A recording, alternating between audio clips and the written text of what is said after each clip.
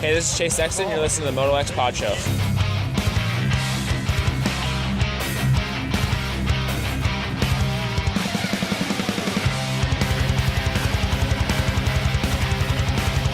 What's up, you guys? Jeremy McGrath here. You are listening to MotoXpod show.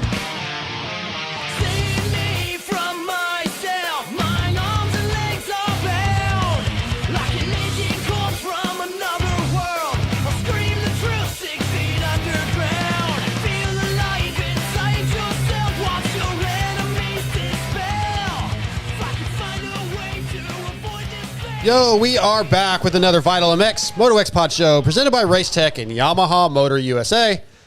Guys, it was an off weekend, so no Supercross, no Monster Energy Supercross to speak of, but we still have plenty of topics we can talk about, things to get into, trash talking to do. We were having a moral conversation before the show started that we'll probably save for another time. But in studio, working the cameras, YouTube chat, Scotty Thompson. What's up, Scotty? Trying to mostly stay out of the moral conversation, but yeah, doing good. Glad to be here. I mean, it doesn't matter. TJ's wrong, so it's fine. Also in studio, he left at the last show, just bailed on us in the middle of the show. Doesn't have any respect for the show. Work never TJ sleeps. Smith. I had to be like go help somebody who was in need, like a superhero. We were in need. We were doing a show. Our listeners were in need. There was a lady who was on the side of the road, broke down, and I had to go help her. And make sounds money. like a moral dilemma. It was no moral dilemma. You chose wrong. She was paying me. Chose wrong. This is the Racetech open discussion, and Racetech is building a reliable world-class engine, and it requires a combination of state-of-the-art equipment and experienced, knowledgeable technicians. Racetech provides quality precision engine services using the best equipment and processes in the industry. Find your local Racetech service center by going to racetech.com. Get to know your reps, your techs. Get them to change your fluids, clean up your suspension, revalve it maybe if you need it, help you set your sag. Use those guys. They will help you out. Lots of stuff on racetech.com, including parts for your engine, rebuilding your engine. What's that? The spring rate calculator, maybe spring the best rate calculator. thing A lot of cool nice. stuff at racetech.com. We're really excited. They're one of our presenting sponsors. Checkers and the boys have been helping us out for a long time. We really believe in Racetech. So, yeah, racetech.com. If you have any needs for your suspension. Yeah, I've used the what's suggested like intermediate clicks and stuff like that, and it's always got a pretty good feel. Oh, they have a suggestion where the clickers and stuff go? Yeah, I think so. Yeah, That's they, cool. they have a lot of information like that on there. You didn't know that? All right, guys. Well, No, I don't need yeah, no races, so we're done. Yeah. What? No, All right, thanks for listening. We actually rode this weekend, and you actually raced this weekend. That is true. We're gonna. Hey, how come your results don't show up? I tried to look, see how you did. I don't know. You weren't on there. Maybe you got disqualified. That I don't know. I'd have to look. Were there other convenient. riders? It's very convenient. Yeah, there was like 7 people. That's funny because there was 9 total. Oh. Would you ride the? Yeah. While you keep No, talking, it's I'll fine. pull it It up. doesn't matter right now. No, but, definitely pull this up. Yeah, I'm pulling. okay. It. Thank you. Well, I was gonna get into your riding first because you that's rode. fine. I can You rode at multitask. Madden, right? The We- turf. we- Oh, you both went. Yeah. We rode at Madden. Oh, I didn't think TJ went because he doesn't like dirt bikes. Well, TJ all right. Tell me about your experience at Madden MX and the turf track and what you thought and all that stuff.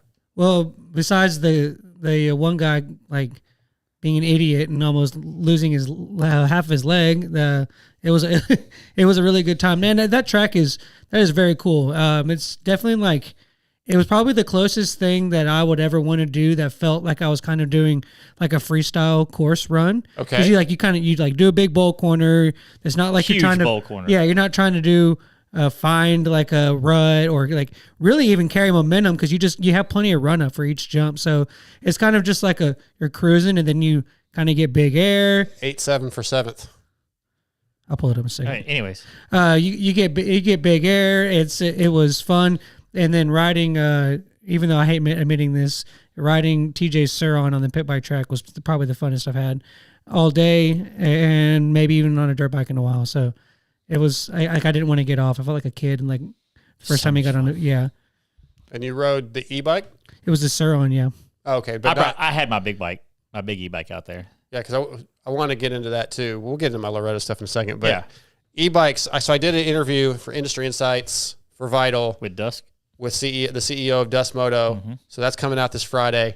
But yeah, you're very passionate about these e-bikes right now. Extremely. So I want you to kind of tell people why, because obviously a lot of the moto industry doesn't like them. Right. I'm not for or against. I kind of act like I don't like them because I don't like you, but I do like them. They're fun. I think there's a really good place for them. It'd be a blast to have in my backyard where it doesn't make a ton of noise. But yeah, what is it that you love about it so much? Before you get into it, I do want to say that yes, this riding the Sur-Ron was one of the funnest things I did that day, and it was way better than riding the 110. But before I would ever buy one, I would want to have one of like the KLX or whatever other brand does the 140s that are kind of that same size as the Sur-Ron, and I would want to ride one of those before I bought the Sur-Ron. Yeah, that makes sense. Well, I would say, I guess I don't understand the question. Like, why are they awesome? Why are you so passionate about it? What is it you like? Because you're talking about like, awesome?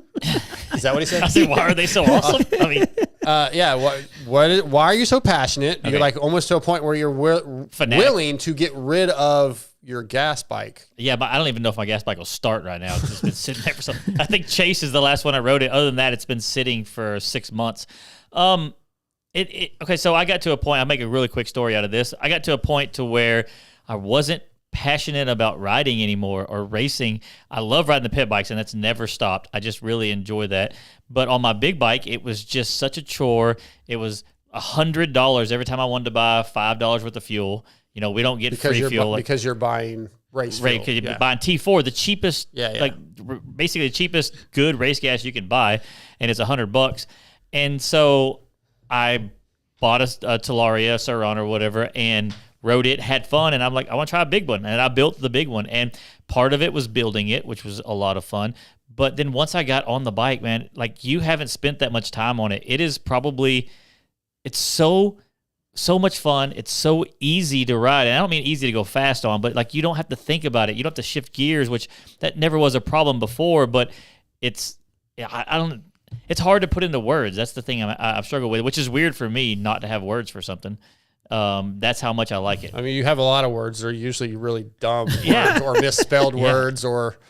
Well, not words, only text that are misspelled. I don't No, really you use the misspell wrong things. words too. Like when you're doing there.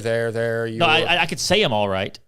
I actually did I said one of my pet peeves earlier. I said the funnest, and that's Yes, he had a Instagram post or a reel about this is the funnest bike I've ever had. I was like, there's no such word as funnest. Yeah. And he just like, I hate the you. most fun. Yeah, it's the most fun I've ever had. The The most most fun funnest. bike. Yeah. Yeah, it was the funnest. So I did. So I guess when I looked up these results the other day, it was not loaded correct or something because they did not show this. But I did want to say that there is zero parity in your class at all. Like, What do you mean? here's the moto scores. One guy DNS, but the guy it was first, second, third, fourth, fifth, and then the one guy that got fifth in the first one DNS. So it's Was he on a 7th, 6th, Suzuki? 8th, 7th, 9th, 8th. Was the guy that did not? Oh, he did He was not on a start. Husky. He didn't start the second. moto. Where's the guy in the Suzuki? Was it the one or two spots behind me? It says nobody on. It says there was a Husky, KTM, Honda, Yamaha, Cowie, Yamaha, KTM. Somebody Husky. with a yellow fender ran it in on me. It had on been one Husky. laps. Yeah. Must have been, and then I just like put my foot out, my elbow out, and I never saw him again. Well, so I don't know. he may not have finished the lap, and they'll call that a DNS. Maybe. So they, but on as far as electric bikes go, they definitely have their place. Yeah.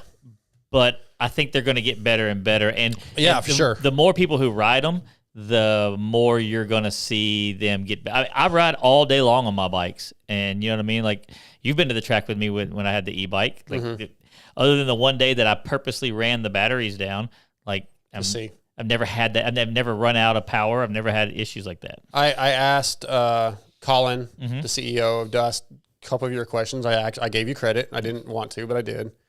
Then I asked a question that I thought would be good. Like, could we in the future see like a clutch lever that regulates the power a little bit so that, like, a good point was brought up when I was talking to some buddies the other day, like, on a 450 or 350, you get a little whiskey and you start to lose control. You hopefully can grab the clutch and kill it, basically. Yeah.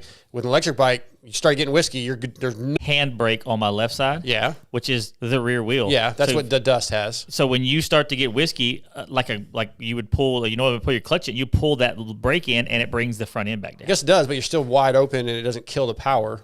You can actually you kind of can't when you have whiskey. That's why people launch bikes off berms. No, you're right about that, but you can. It would be super simple to make a power cutout, but that's what he was talking about. So I was talking to. There's a gentleman named Don who is like the OG of the electric bikes and the guys who build them, and using like a rheostat to be able to pull throttle out as you pull in a clutch lever. But I've never needed a clutch. Like a lot of guys come like, oh, we need a clutch, and it's like a safety mechanism, I guess, in their head. But as far as the power goes, you never need to like clutch it coming out of a corner. The only reason why you do that on a gas bike is to get RPMs up. Yeah, I'm only speaking of like in that situation where you might want to grab it for but like a kill switch almost. Yeah. But all right, well, I mean they're fun. I don't know what the future holds. I think there's definitely a place for them. I don't know that I see them anytime in the near future where they're going to be in Supercross or Nationals. You won't. But there is a place for them. I do think they're a lot of fun. So I think there's and one real quick and thing. the price hopefully will start coming down as technology advances. And one it's easier to make as usual. Real quick thing is they'll do better as soon as the AMA quits worrying about the 250, 450. They screwed up. They are coming into this so slowly that I just want to throw that out there in case anybody who has any listening for any power at the AMA listens. I mean, I've come up with some really good ideas. It needs to be its own class. No, it doesn't. Just let them be in the open class. It's real simple. Put them in the vet classes. Put them in any class that doesn't have – because technically in the open classes, if I wanted to build a 700cc two-stroke, I could. You know what I mean? So I don't know where I fall on that. I mean, why not? I feel like with a gas bike, a combustion engine motorcycle, 700 cc's is a little bit – yeah, it's a lot of bike. It's going to be way heavier. With the electric, you can – create so much more power even at a lighter weight. I don't know that they're relative. They could put like a weight limitation on the bike. Like it has to be this certain weight. But I'd say right now I'm fine with it being its own class. Let's do that as a start. Electric bike class, no problem. Yeah, okay. I mean, I see what people are saying that, and fine, at least do that. But my thing is put them in the open class. And I talked to some people with the AMA, and I'm like, if you put them in the open class, in the vet classes for a year, I mean, don't let them at Loretta's. That's fine. You know, I'm not talking about the big stuff, but like, leave it in that situation, and then you can actually make an informed decision. So after a year, maybe 2 years, that you look at it and be like, these e-bikes are way too fast for those classes. Then we need to do this. But they're because y'all both ridden my bike. It's not faster than a 450. No, not even close. No. But they're getting some of those e-bikes are getting there. So yeah. All right, what do we got here? So Yamaha Motor USA, also one of our presenting sponsors. One of our listeners is not happy that you're not wearing the Yamaha jacket. It's not a jacket, first of all. It's like a pulled polo over shirt. Whatever. But I wore it a couple weeks ago. You are an employee. It's not cold in here right now, so not an employee. But Yamaha has a reputation for dominance. It doesn't happen overnight. It's built over decades. The YZ stories 50 years of iconic machines and groundbreaking innovations. Yamaha's new 50th anniversary edition YZs pay tribute to a half-century of championship-winning performance wrapped in stunning retro style. Check them out at YamahaMotorsports.com. I took my Yamaha retro 50th anniversary YZ 450 to Three Palms this weekend. I got to give a huge shout-out to Hal Simpson, who let me crash at his house. He brought his 1990s badass box fan out. It's really not a 90s model, but it reminded me of the 90s box fan. Set it up the night before. Had like full factory treatment. At the race? Yeah, he had it all set up with like carpet outside, like the green. Was he like disappointed in your results by the end? Like, did he regret doing it? He was so. He's like one of those like positive dads. And I was very negative after practice in Moto 1. He's like, come on, son. He's like, man, you're doing great. You're out here. Da-da-da-da-da. Then like Hudson Short, Andrew's kid was over there like giving me a pep talk. But I got to give a shout out to Hal. He took care of me, hooked me up, had me set up all day, was fueling my bike up, washing the bike, washing my helmet. Hey, Hal, I want to take you racing. Anytime you want to go to the race. Hal doesn't like you. He told me that. Oh, dang. Man, I hate that TJ guy. He didn't listen to the show anymore because he can't stand you. That makes sense. Yeah. That makes sense. No. But shout out to Hal. Yeah, all that, and you just didn't give him any kind of results in return. It's not true. It's not true. You did qualify. I qualified. Well, supposedly. I got bet I did. It's in the results. These phantom results that just showed up all of a sudden. Hey, it's not my fault. You don't know how to look up. You probably looked up like last year. I really did look. No, I looked up. I double checked. I looked up. Clearly not. Clearly I not. think they just changed it. Maybe it was something the way my phone was loading or something. I don't know. It But does it have- really Could be didn't you have a show. droid. He does have a droid. You do have a droid, so Like just this walked is, into that one. You just walked into that one. I was over here. I was like, hey, you know what? How did my boy Dark do this weekend? Yeah. I thought of you, looked up your results to see how you did. And your droid said, I can't understand But you're just going to this. shit on me because...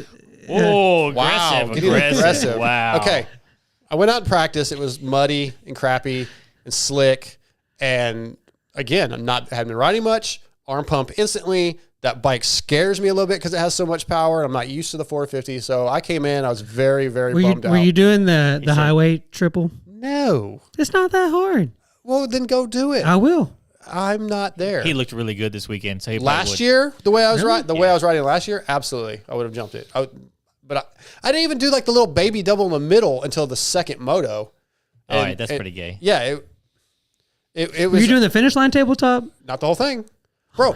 I couldn't listen when your arms are so pumped up that you cannot hold on. Just send it more. I'm not doing that. Like I was like, I'm going to qualify no matter what.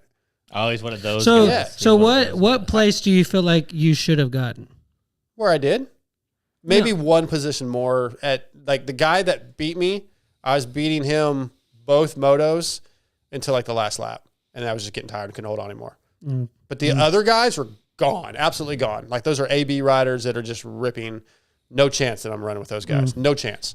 But again, Moto 1, same thing. Arm pump instantly. I hear like Lane Shaw's out there and he's yelling for me, and I'm just embarrassed of how bad I'm riding. I was really pissy when I came off the track. Grumpy, like I don't even know why I'm racing anymore. I don't know that I want to race anymore. Hal's pumping me up. Hudson comes over and he's like, "Bro, you got to do that double. Like the kids on 65s are doing it." I was like, "Yeah, Hudson, I know. I'm aware. Kids on 50s are jumping it. Like I get it. Like it's not like it's hard. I'm just scared that I can't hold on." Amart, Troll Training, texts me and kind of talked to me. He's like, "Well, focus on getting the start. Try to get a start. Do that, and then improve each lap." Gave me a couple pointers. So first moto start. Maybe he does need to be in the C class if he needs pep talks like this. There you go. See, first moto start, awful, off the grate. Like I was too far back. Wheelie and had to let off the throttle like a beginner. It was really bad. Second moto, got my butt up, my head over the bars. Second into the first turn. Second into the second turn. 4 of the fast guys blew by. And then what? Nothing. And then I rode. Like you don't know to put your head over the handlebars when you start? Yes, Scotty. I'm telling you, dude, I was a mess. Yeah, clearly. I haven't been racing. I haven't been riding. I mean, I can't say much. I haven't been either. But shut up. We've known him long enough that he's basically a mess all the time. Regardless, I do feel like I rode much better in the second race. I did start doing the double every lap. I was quote unquote blitzing the rollers, the whoops before it a little bit.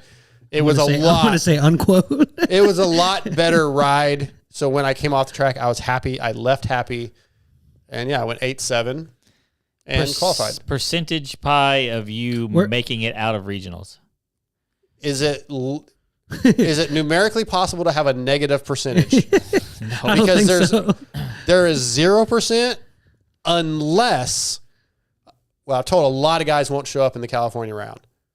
Unless only 3 fast guys show up and somehow I squeak in as number 4. So you I don't believe there's any chance I qualify out of the regional. Either one. I don't think so.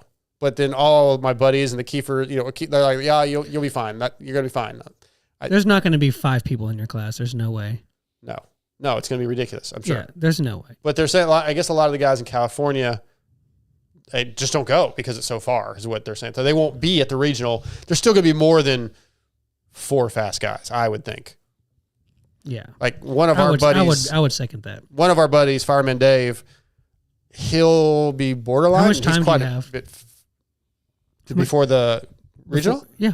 6 or 7 more weeks. Oh, geez. So my goal is to ride 3 times a week, but this week's screwed because of the weather already kind of screwed us. Well, you got 7 more, so. Yeah, but I'm gone all next week, so I can't ride next week. So starts getting away pretty fast. Yeah, you'll be all right. Just keep working out and stuff. No chance he makes it. Yeah, well, I mean, he's trying to be funny, but It's not as funny when I agree with you. No, I'm not trying to be funny.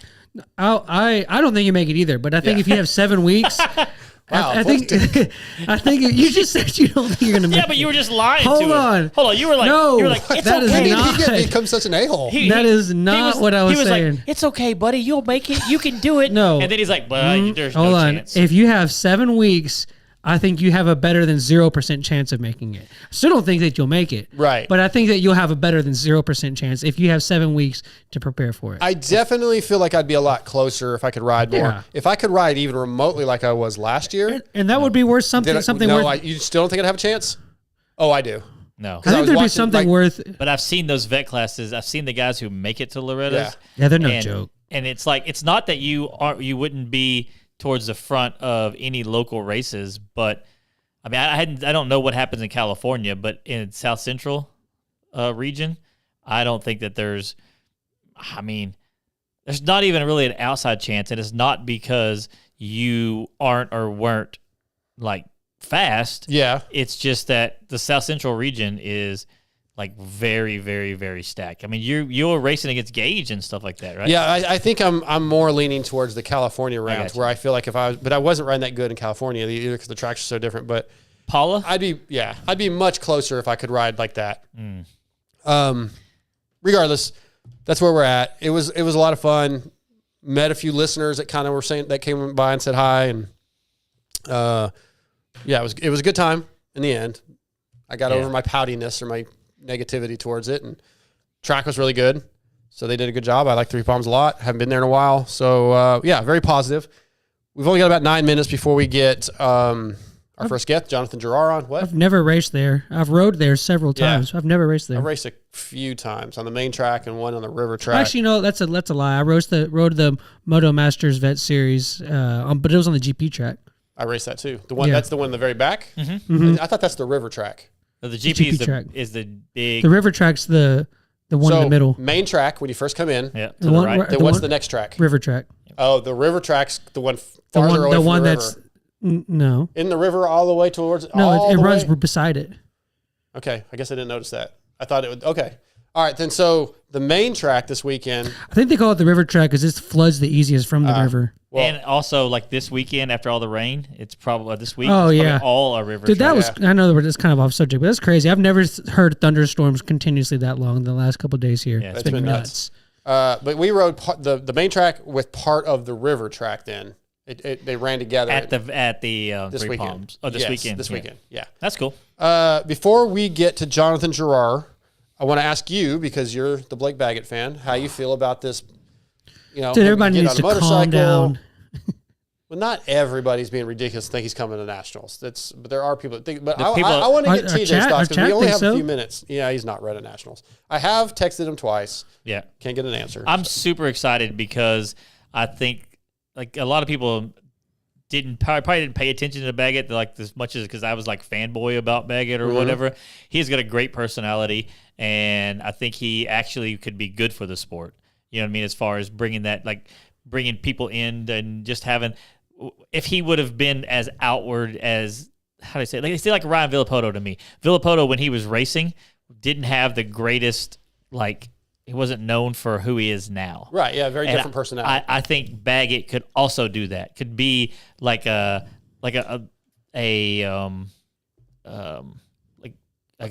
brand ambassador. So why do you think that? Because, I mean, I've talked to him lots, and he's a nice guy, but I never thought he was like a big personality.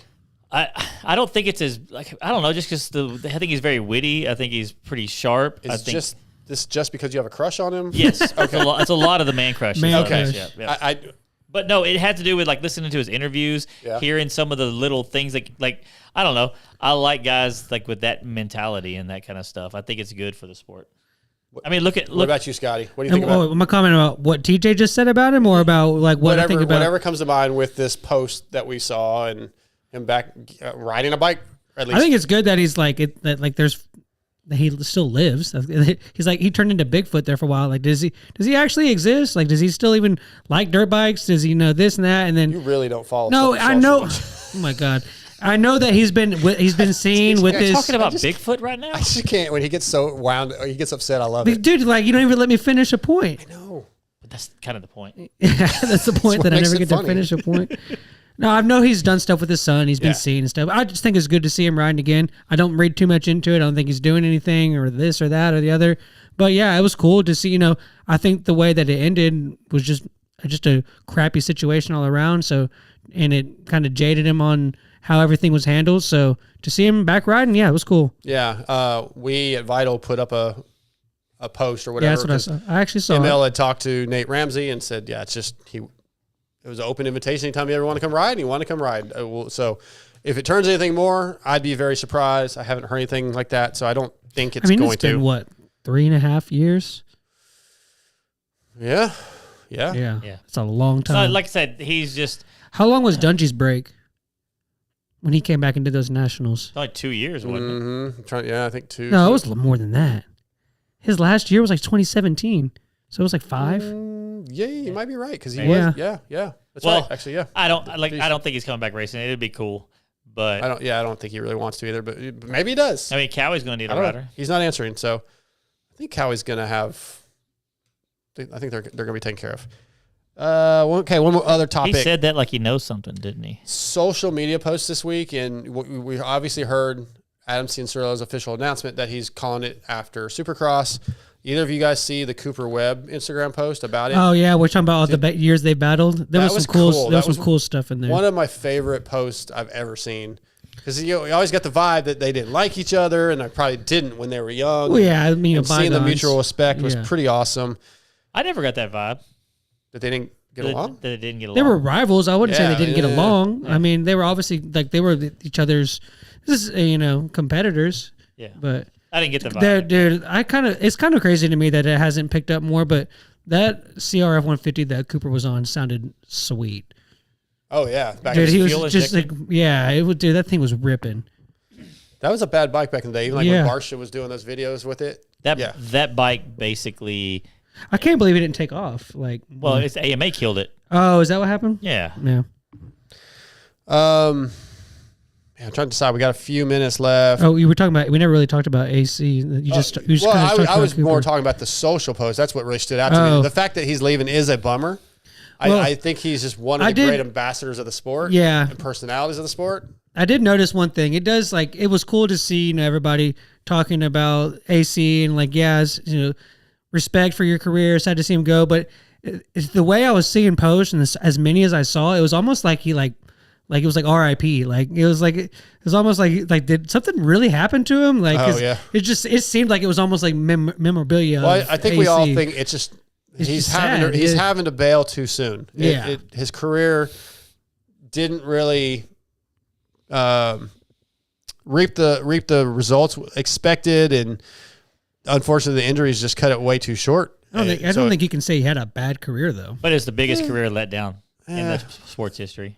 That's so brutal. That's true. It's not true. It's not at all. He won a championship. He won a championship. Races. But what he could have and should have done, I think there was lots of guys that were phenoms and then did even less than he did. Oh, okay. Not the type of phenom he was. Yeah, I disagree. So if you had said in 2001 when Stewart hit the scene that he was only going to win 2 Premier Supercross championships, would you would say that number was accurate? That you don't think he should have won 2 Premier class? He didn't win any Supercross championships. Stewart, yeah, he won Stewart. 2. Oh, I thought you said AC. No. Yeah, if you went to 200001 when Stewart came, when he won championships, he went 24-0 outdoors. But the point is, what was expected? What was expected? He was not expected to win only 2 championships. He was expected to win like a 6. Yeah, but there's a lot of expectations. Yeah. But I think that I think the only way you can get close to his level, it would be maybe Travis Pastrana. Yeah, but he did. That was a little bit surprising too, honestly. But Travis Pastrana and him, I think, are on the same level. Well, we'll get back to that. Our first guest of the night's on the phone. He's going to be brought to us tonight by Guts Racing. Andy Gregg and the Guts Racing crew continue to provide the best seats and foam available. If you want the same seats used by Rockstar, Husqvarna, Hep Suzuki, and many more, then you need Guts Racing. They have numerous color possibilities, staple or Velcro installation options, winged seats, and the best foam in the business with the Phantom Ultralight Seat Foam. Don't forget, they have complete seats for the Talaria and the Super 73, and covers for the Sur-Ron and Segway, and they strive to ship orders within 36 hours. So visit gutsracing.com and order yours today. Let them know the MotoXpod show sent you. Tonight, Guts Racing brings us from the FMF Factory Off-Road KTM team, Jonathan Girroir. What's up, Jonathan? What's up? Not much, man. Do you prefer Johnny or Jonathan? It don't matter. Johnny's cool.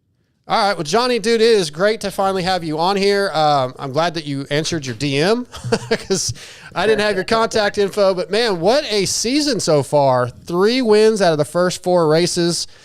I think last year you only had 1 win. Like, what's going on, man? What changed? Well, I would say, just last year I started the year with 21 staples in my arm. I had a old elbow injury and kind of had a rat's nest of wire in there, and it came undone. And it was just woke up one morning and my arm blew up and couldn't bend it. I ended up having to get a quick surgery before the season, and I raced. I think it was raced GNCC 18 days after I got it, and I raced the sprint enduro actually like 10 days after I got surgery. So just that, and then snowballed into Georgia. It was blowing up. The bursitis sac burst, and I was draining it, so I had to drain it before Georgia. And Georgia was a complete mutter, and it was like we were riding through a pond out there, and ended up getting infected. And I was on all sorts of gnarly antibiotics and kind of just messed my stomach up. And it's just kind of roller coaster. Kind of got ill a little bit, and then came out and I got my first win, and then kind of think I got another podium or 2, and kind of just ended the year, decent, and went to 6 days, and then didn't really have much of an off season, and had a good training in Florida before the preseason, and just things been clicking. Yeah, just so you know, we're generally more of a supercross, motocross show. So the off-road stuff we've been getting into a little bit. So yeah, I didn't know about you coming in, recovering from an injury last year. Sort of still learning about the off-road stuff. I did my first GNCC a couple years ago, and I've started falling in love with it. So I've really trying to do some more coverage. And again, the 1-1-1-2 this year is very impressive because it is a very stacked off-road field in the GNCC class, or in the XC1 class. It's just, again, I say every time I have one of the riders from the GNCC series on, you guys are so underrated and underappreciated, in my opinion, for what you do. Thank you. I appreciate it. Yeah, it's like war out there most of the time, for sure. Yeah, it's impressive. Scotty? Hey, you got a pretty generous points lead in the championship. What is it? Does it change at all, like how you're going to view each race, and which one of the guys that are close to you or behind you are you kind of keeping an eye on the most? Yeah, I would say I want to be smart. Obviously, I'd like to try to win and or do the best I can. It's never like I don't know what I'm trying to say, but I definitely just want to play it a little bit smarter, and always try to go there to do the best I can and try to win. And I would say I would probably be watching Stu the most. I mean, he's the closest to me in the championship, and he's behind me, and he's good, man. He's good late race. He knows how the GNCC game works. So yeah, I would say I'm keeping an eye on him the most. Yeah, from what I've been kind of researching and learning about you, what I found most impressive with the results this year so far was the Florida round at Wild Boar, which I raced that last year, and I hated that course, by the way. But you had a first turn crash and still came back and won by over 2 minutes, I believe, in the mud. Was there something about that course that day, or just the sand before it started raining, or the mud? What brought that type of ride on? Was there anything special about that day? I think that I never really had good success. I think it started at Big Buck, the first round. Mm-hmm. Never really had good success there. Just had a lot of problems there. Was light flighted out of there. I shattered my pelvis. Damn. I broke my nose and caved my header pipe in there 1 year on the 250s, and just some family problems, like just family passing there, and it's just always been harsh to me. And to finally get the win, first race of the year, I think I just had a lot of confidence, and like I was still riding that high from the first round. And I grew up a mile away from the MX338 motocross track in Southwick, so I grew up in the sand. And I just I crashed in the first turn and kind of shook my head and got up and adjusted my knee brace there and said, "Well, it's time to get to work." And just never really doubted myself, and just kind of pushed until I got to the leaders at the end of the first lap, and then me and Stu were neck and neck for a while there, and he pushed the front end a couple times and made a little sprint and kind of got a gap, and it was good. And then he had a tire problem, came in and had to swap a rear wheel in the pits, and kind of gave me a little cushion there. And I think it was right around 2 minutes. I finished, gotcha. That place, thankfully this year it wasn't as hot as last year, because I really legitimately feel like I almost died there with dehydration and last year. I was not prepared. Yeah. No, it's gnarly. It's gnarly pushing for 3 hours, and like you said, that place usually it's hot. This past year we were pretty lucky. It was cool and kind of raining, so it's better than normal. Absolutely. So we know, like he said earlier, that a lot of us are new, and some of our listeners are new to the cross country or out like that style racing and stuff like that. One thing I was questioning: do y'all sponsors like push social media with y'all? I looked online to just kind of learn about you a little bit, and your social media was like you have to follow you or you have to be accepted, and a lot of these pro riders. No, it's on there. This is open. Oh, okay. Well, maybe you looked at the wrong one. Maybe I did, but my question was, I just looked into it, but my question was we know in moto how the teams and the sponsors want so much social media and that kind of stuff, promotion. Do they push y'all like that too? Yeah.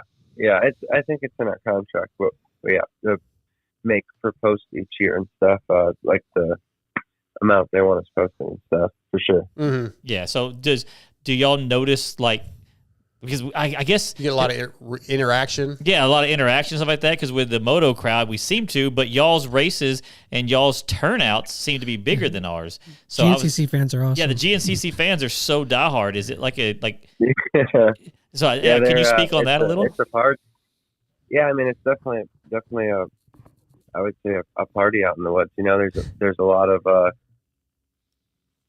just, I guess, I don't know what I want to call them. I don't want to say anything. There's a lot of personality. Angry, but it's just like a lot of off-road fans just want to go out in the woods and drink beer and stuff. You got a bunch of like Ironman Hill and Howard Hole at Snowshoe and stuff, and it's just big gathering. Yeah, it's definitely a cool environment. Again, part of the reason I've fallen in love with it. Hey, with when it comes to fans, and they obviously like the courses that you like going to, is your favorite course and the course that sets you up the best for success, are those the same courses? And so what is, and if they're not, what are the two different ones that kind of play for that? You're asking what is your favorite course, and is your favorite course and the course that you set up to do best at the same course, basically? Because you could like a course because of the fans and stuff, or whatever reason. But like sometimes I have places that are my favorite course, but I don't ever do good there. You know, like. Yeah, I got you. I would say I really like. I don't know, call me crazy, but I really like Florida, and I really like Snowshoe, and I think those are two of the harder rounds. I just growing up in New England, that's what I had at my house, man. I went one way and it was a Rocky Mountain, and I went the other way and it was sand. Mm-hmm. So I think that's just kind of what I grew up on riding, and I obviously have quite a bit of practice in it, and I'm good at it. And obviously, you like the races that you do better at. But yeah. I do enjoy the tracks and stuff too. They're definitely a couple of my favorite races for sure. I mean, I just enjoy riding. I enjoy riding the sand. I know a lot of people don't, but I grew up in New England and never really came down south riding, so I had a lot of practice in the snow and in the sand. So I just, enjoy letting the bike float and kind of do what it wants. I've got a couple of different questions I want to get to, but do you ever ever get out west, ride in the high des? I actually, when trying to get a hold of you, I asked Chris Keefer if he had your number, and he said he's rode with you, but he didn't have your contacts. I wonder if you ever go west and do any of that kind of stuff, works, or just ride for fun? I haven't gone out there and done any racing or anything like that. I have gone out, obviously California for the KTM photo shoot. And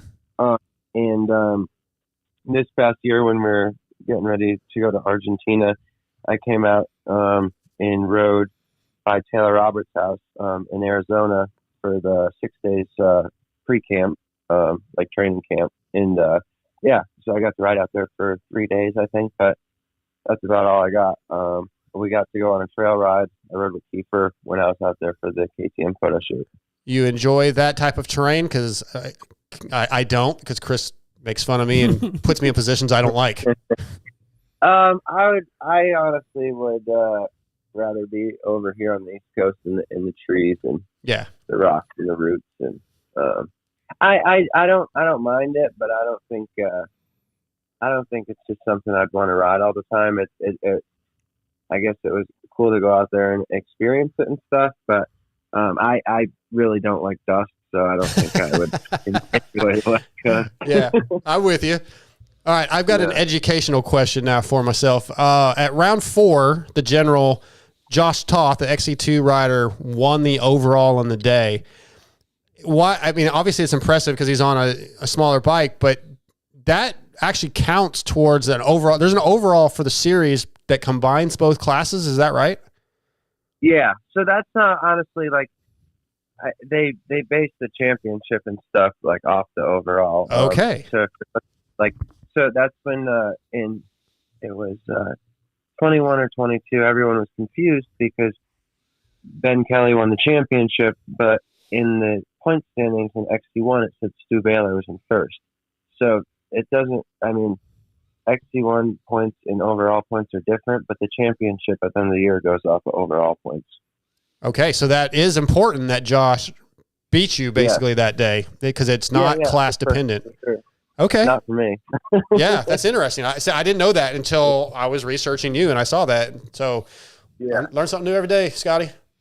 Yeah, that's crazy how they kind of separated like that. Yeah.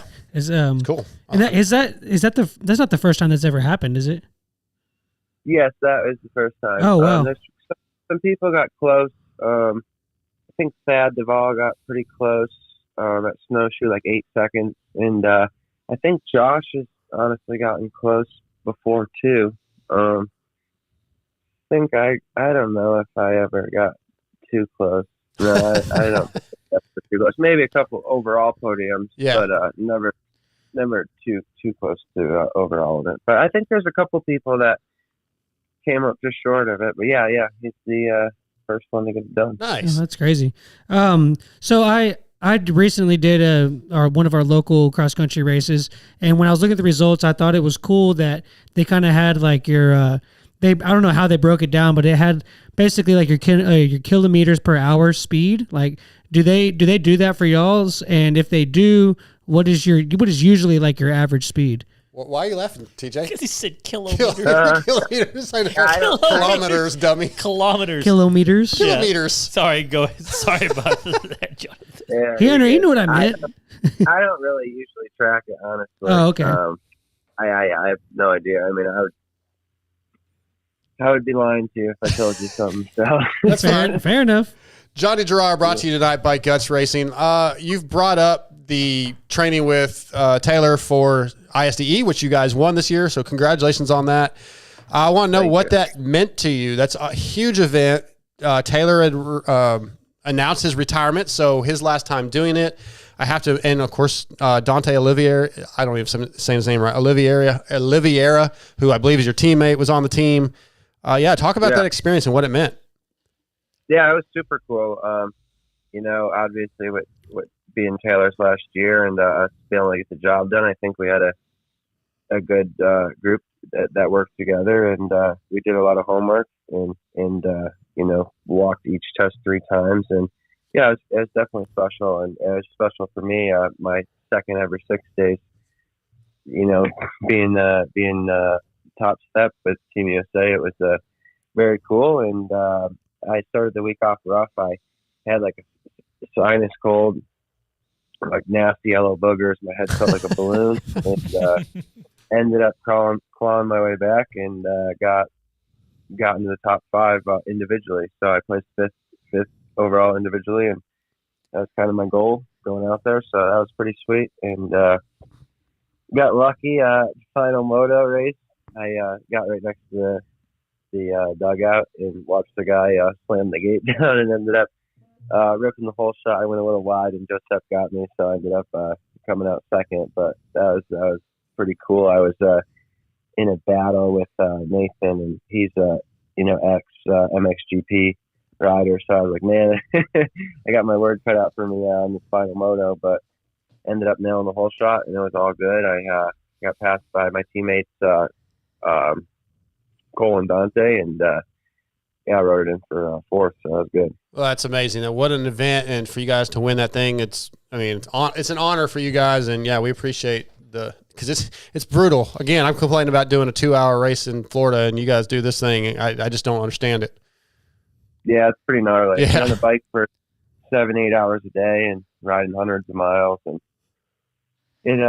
it's day 2 and 3 if things aren't going your way, or it can get pretty heavy on the mind, and just know that you're not even halfway there. So it's a long week, and yeah, definitely got to be pretty tough mentally. Amazing. Well, see, that leads perfect into my point here. You may not realize this. I don't know if you listened before, but our boy Jamie Darkside he here, doesn't know who we are. He was trying to qualify for Loretta's, and he's struggling with arm pump constantly. That's all we hear about. And then we have guys like you that ride for like a month straight every day, 7 hours a day, 8 hours a day. He's a real man. Yeah, exactly. So what advice can you give him to not struggle with the arm pump like he has? I'm not sure, man. I've never been an arm pump type of guy. I once in a great while, but I've never really struggled with it. I don't know. He's saying, I don't know. You just suck, is what he's saying. I suck. I don't ride enough. I don't ride enough, and I don't have that much talent there, Johnny. So that helps. That'd explain it right there. Maybe drink a beer the night before you ride. Okay. All right. That actually does kind of help. I think that's the same advice Stu gave us. Yeah, exactly. Stu was like, drink a beer, then go ride. Put some in your hydration pack. Not the Coors Light. Or maybe Corey Steed said that. I think she said something about putting beer in your hydration. An IV and a Coors Light. Yeah. Anyway, exactly. You got one, Scotty? Or I've got plenty. No, I was just going to say, but with that goes, do you ride moto like often? And when you do, so obviously you don't get arm pump doing that, but how is it like when you go to the moto track? Do you ride with any fast guys or any? I would say we ride. I train obviously with Caleb Russell at Rance Russell with the guys, and I would say we ride moto once or twice a week when we're training. But I don't normally go outside or go ride with other people. Just kind of just the group. It's kind of I guess they're trying to make it similar to the Baker's factory, where the factory off road gas KTM Husky have a training facility where we all train together, and it's kind of just us. You don't ever go bump elbows with AP? No, because he's. I don't know. I think he might make me look like a fool out on the moto track.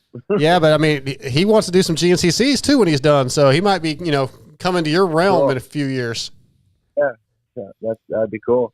Heck yeah. All right, a few more questions. This coming event this weekend is in Monterey, Tennessee. It is a new course for the GNCC series. One, I assume that's exciting to have something new, but I want to know how guys like yourself prepare for that. Because most of the courses, Ironman, whatever, I feel like you probably know the course pretty well over the years, have some little hidden lines, etc. So this is a new course for everybody. How excited are you, and what's the preparation? Is it any different? Yeah, I'm stoked. Honestly, it's another, I guess, rocky round. So that's cool. I think there's 3 now: the snowshoe, Boy Scout camp in West Virginia, and now this one. So I like the rocks. I'm happy and excited about it. Where I think what you're talking about, just kind of knowing properties and stuff. I think that's not too much of a big deal for me. I think I have the least amount of time on these GNCC tracks in XC1. I mean, I just started racing GNCC in 18, I think, was my full season. I missed 19. I got a lung infection and just basically missed the whole year. I was in the hospital for 35 days and stuff. So I think I got five years of racing these tracks. So I'm starting to figure out the properties now and stuff, but I'm still missing those lines and stuff every once in a while. So I think it'll just be like any other race, and go out there and try to get a good general direction on the e-bike, and there you go. I'll be good. Yeah, it seems like you've got it figured out with your results so far. I've got a few Vital MX forum member questions that they want to ask. So we'll start with, this is from Lung Butter. He says, how do you set up your bike differently between a GNCC and a Sprint Enduro? Guys, in case you don't know, he's leading the U.S. Sprint Enduro Series also. I think he's won all 6 races so far, so crushing that. But yeah, Lung Butter wants to know how you set your bike up differently. Oh man, I wouldn't say it's too much different. I just turn some clickers, honestly, depending on the track. To start the Sprint Enduro, I would go a little bit softer because it's a little bit smoother of a track, and just so your front end's working good on all the roots and turning on the roots when it's smooth. And as the day progresses, as it gets rougher, I just go a little stiffer at a time, and depending on how the track's getting in the whoops and whatever acceleration braking bumps are forming. So not too much different. Just I would say the Sprint Enduro track's obviously a lot smoother than a GNCC. Where GNCC, I would definitely run a little bit stiffer of a setup because it's roots and rocks. But there's a lot of big whoops out there and a lot of people on the track, a lot more than a Sprint Enduro. Okay. He also says, being that you're almost exclusively accepted as the best sprinter in the U.S., would you ever consider a year in Enduro GP to go up against the best sprint racers on Earth? Yeah, I mean, I think that would be cool to do.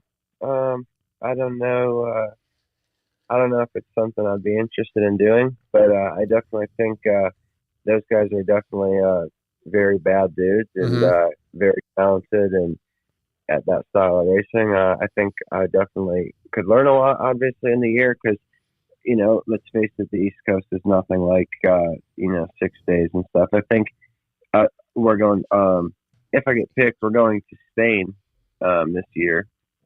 And I think that's the most like the East Coast, I've been told, kind of. Okay. But yeah, I don't know. I mean, I think it would be cool and definitely learn a lot. I don't know if I'm interested in going to live over there for a year. Yeah, it's a long time, man, to be away from. Yeah, I got you. Yeah, my family and kids and stuff, and Sure. that'd just be a lot to do. Yeah. Is Erzberg on your bucket list, or you just like let them have that one?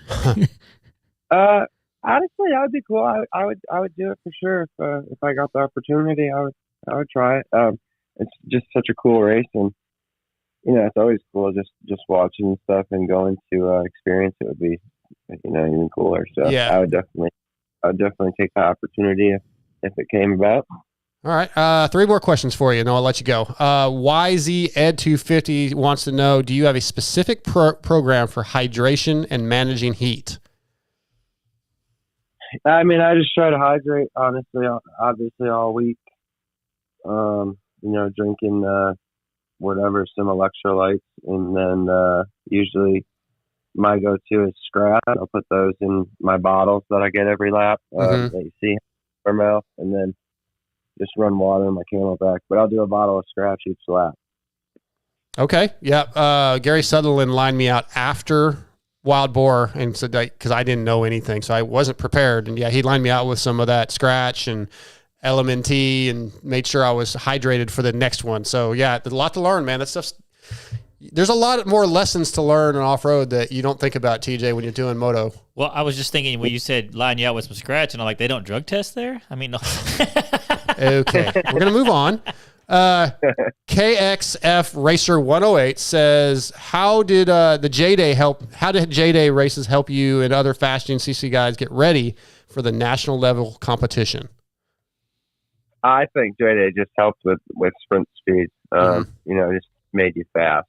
You had to. So I think it built speed for sure. Obviously, it doesn't work on the 3-hour endurance thing, but it definitely will build your speed. What's J-Day? It's a series.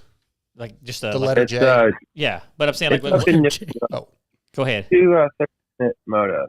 It's pretty sweet. I grew up riding Netra, like a 2-hour hair scramble, and then I think in 2012 I switched over to J-Day and rode those for a while till about 17, and then kind of got an offer from Rod Marshall in Indiana and started doing GNCCs. You cut out how long in the motos? 2 30-minute motos. Okay, I got you. That'd be cool. Like so, it's like amateur racing, or like but they have 30-minute motos. No, it's sweet. Yeah, I raced them a bunch with like Robbie Marshall, Jimmy Dakota. So cool. Up there. Yeah, he's a 5-time champion in that series, by the way. What you got another listener question? No. Well, Johnny, man, this is really awesome, man. Again, I've been to a few of these and I've never come over and met you yet, but I'll definitely be an Ironman, hopefully another one in between now and then. So I definitely like to come by and say hi to you and maybe do a race day interview, but it's been great having you on. So much respect for you guys. And I really appreciate you responding and coming on the show. Yeah. Thank you very much. I appreciate you guys reaching out and be looking forward to seeing you at Ironman. Sounds good, man. Thanks. Good luck this weekend. Go crush it. And we'll talk to you soon. Thanks. All right. That's Johnny Girroir, FMF, KTM, Factory Off-Road Team. Dude, those guys are bad. They're gnarly, bro. So gnarly. He doesn't. I thought it was interesting that he didn't even care how fast he's going. He's just like as fast as I can. That doesn't matter.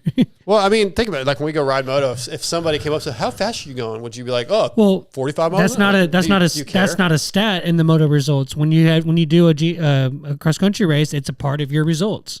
So I thought maybe at a professional level they would analyze that. Yeah, he's really snappy today. Real snappy, dude. I'm proud of him. Yeah, I kind of am too, actually. All right, well, there's plenty more of that where that came from. We've been making fun of you for a long time, trying to get you to stop with your tears. Yeah. I see. I don't. I feel like it's just. What you see, guys? But seriously, like, I think that would be really cool to have like a series where they run 30 or 40-minute motos. Like that'd be a cool series to do. As moto or as a moto, I guess. I mean, it's an off-road moto. Yeah, like. But J-Day, but not like a 10-lap course, like 10-mile course. Probably just like. It's probably. I don't know enough about it, but I think it's a shorter course. Yeah, that'd be cool. I'm sure maybe some of our listeners can let us know, or we could look it up. I suppose wouldn't be that hard to do that. Maybe if we had a good producer. Remember how quick he wanted to look up and prove you wrong, but if it was something to help the show, he doesn't want to. Yeah, I don't have time for that. It's the worst. Well, that's not true. You're the worst, but it's TJ. Oh, that's not very nice. It's not? I was on your side. You're on the dark side? Right, let's get into the X-Brand forum check-in. X-Brand is your choice for clear vision and a leader in motocross and off-road goggles. X-Brand is used by many of the top GNCC riders, including the 2023 XC1 champion Craig DeLong, the 23 National Hare and Hound champion XC1 champion Dalton Shurey, 23 AMA National Enduro champion Grant Baylor, Lyndon Snodgrass uses them. Motocross, Supercross, and Arena Cross riders like Kyle Chisholm, Freddie Noren, Henry Miller, Michael Hicks, Richard Taylor, Jerry Robin, and many more use X-Brand. Visit eksbrand.com or go to your local dealership. The X-Brand forum check-in this week is it too late to get into racing? Posted by Marvs. He says, I'm 23 years old and I would like to get into racing. I know I'll never go pro, but I would like to get good at it. Racing looks so fun. Oh, by the way, the title, Is It Too Late? It's spelled T-O. So he gets negative points. Yeah, is that one of your cousins or something? I actually picked that. I can't believe you actually picked it. It drove me crazy, but I like the question. So, okay, I've been riding. He could have left it alone, but he had to throw this dude under the bus. I had to throw him under the bus. I've been riding dirt bikes since the age of 4, mostly hill climbing and fast-paced trail riding. Also, I plan on going to my local track whenever they have practice day. What should I expect? I don't want to get in people's way. Wait, so he has bike skill though. Sounds like it. He hill climbs and rides off road, so you would think he'd probably be fine. It's really simple. Just race your race. Don't get out of people's way. Hold your line. Hold your line. That's what I'm saying. Yeah. Don't get out of people's way. But also don't go, like if someone's coming behind you, don't just plant in the middle of the track. Like, that's what you do. Pick a side. Well, first of all, no, it's never too late to start riding. No, well, he said he wants to be good at it and fast. Obviously, that's relative. Going pro and being good at it is, there's a big area of range for that. Sure. He said he doesn't want to go pro. He just wants to be good at it. The fact that he has rode bikes before and has seat time gives me a chance to say there's more potential. Like people that have, like, if you've never rode a dirt bike and you're 23 and you're picking it up, like you're going to be C class for the rest, like pretty much, like unless you're just like one of those naturals. Like I really don't see someone getting into it that late doing anything more than C or maybe like a vet B class. Well, Garrett Rockley in the live chat said that he started racing at 28. So I'm just saying. Yeah, I don't think the age matters. I think just go out. Yeah, hold your line.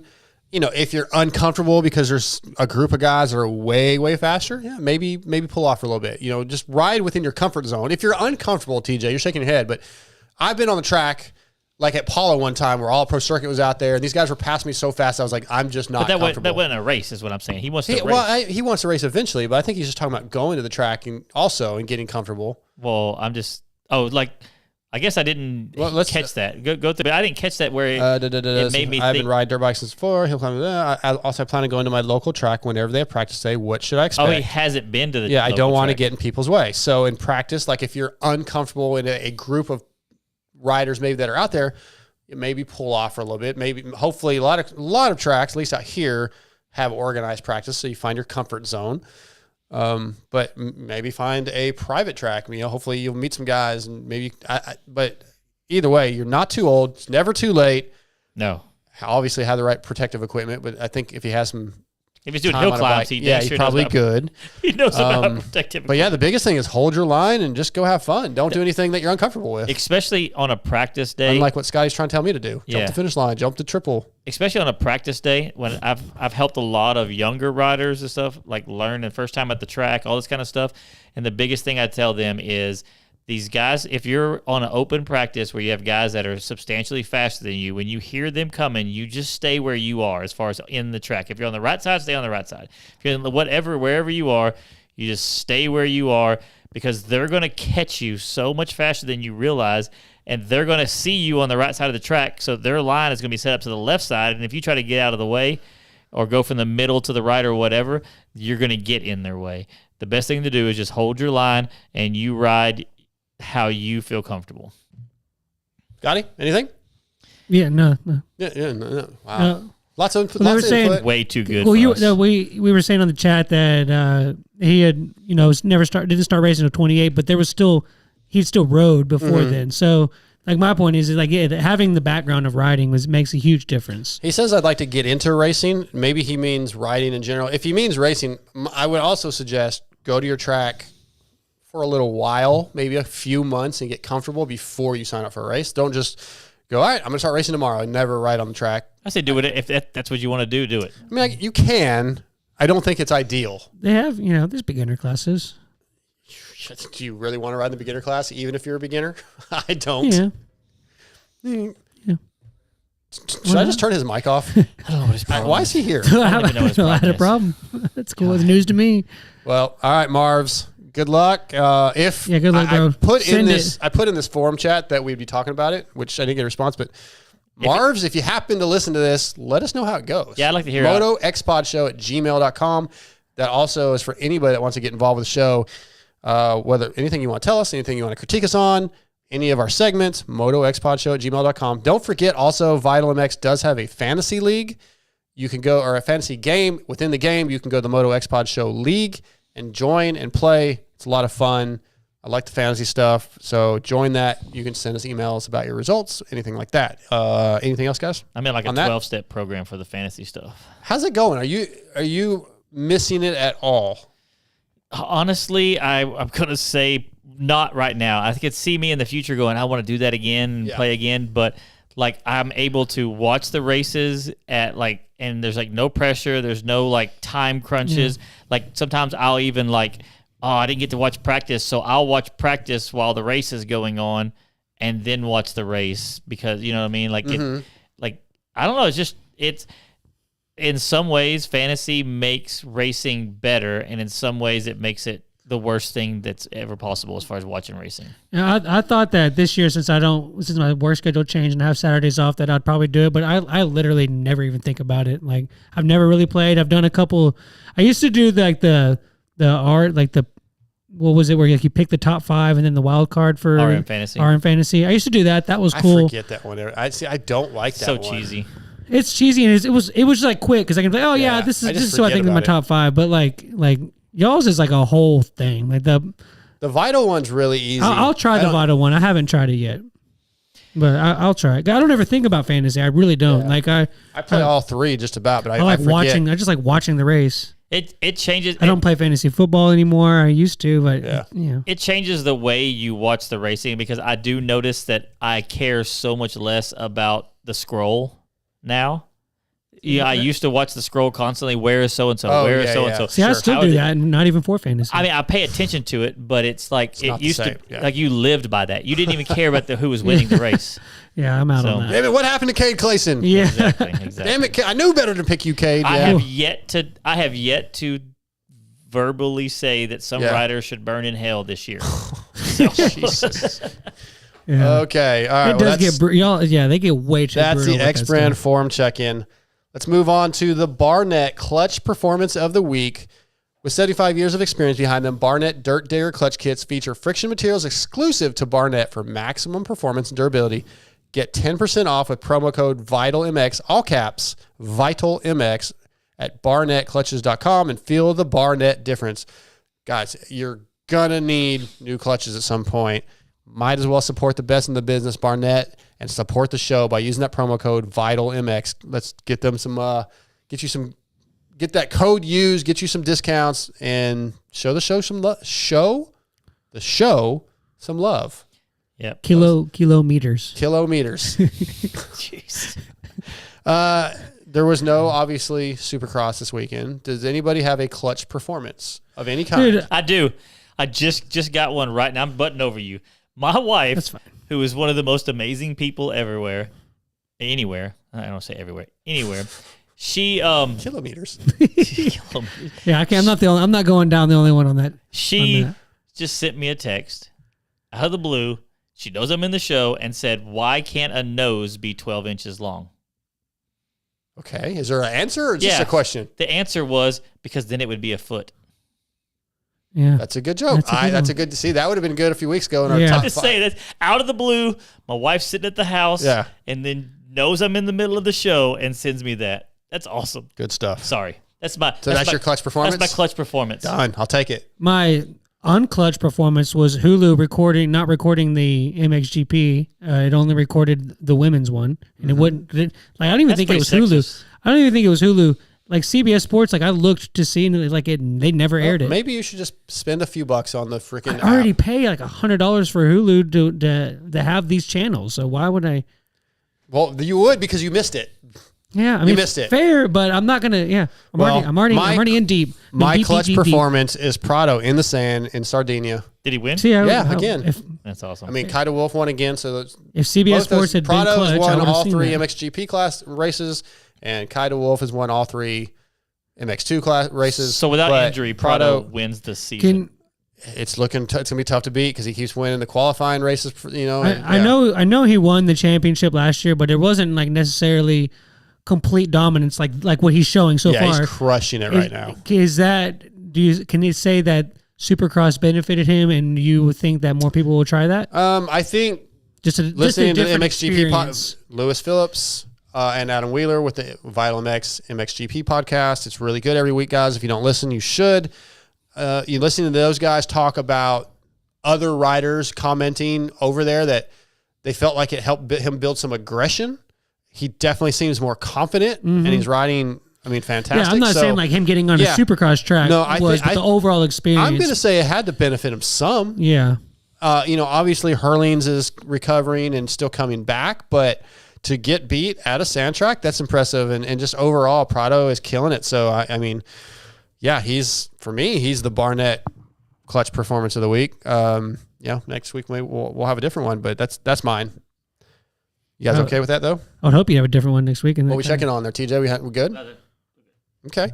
You guys excited? Well, you know what? We got our next guest of the night on, so we're going to get to him. Let me pull up the blood lubricants. Do you guys think all oil is the same? Well, it's not. I need to get some. You need some blood lubricants? Yeah.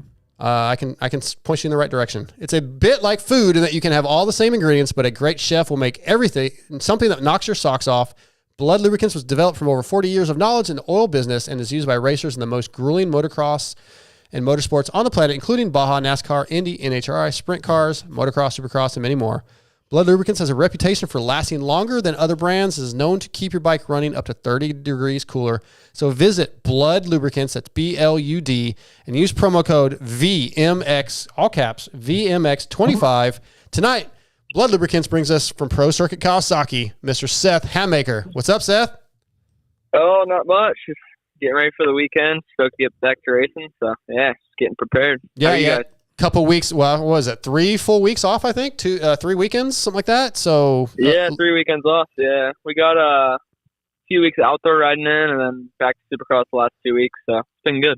I was going to talk to you about that towards the end, but since you brought it up, I was at GH Tuesday before last, I think. Yeah, and you were out there. I saw you making a few laps out there. It was you probably didn't see me because I had all the fast lines, and I don't think you keep up. But I saw you, man. I saw you look pretty good. How did the outdoor testing go? You feeling like you're, close to what you want bike-wise? Yeah, it was good. Because a couple weeks prior to us, I think Levi did a little bit of testing, so he kind of got a head start on it. And then it was kind of a little bit more easier for us just to try a few things here and there, and ended up liking kind of what they came up with. So that always makes it a little bit nicer to speed up the process, and even with the short amount of time we have to go testing in the middle of the season. But yeah, I feel good. I'm sure things will come up as we get closer and go racing more, just with how the tracks go in the development. But yeah, I think we're in a good spot. The bike is in a really good spot this year, obviously with Supercross, and then outdoors, I believe we can do the same.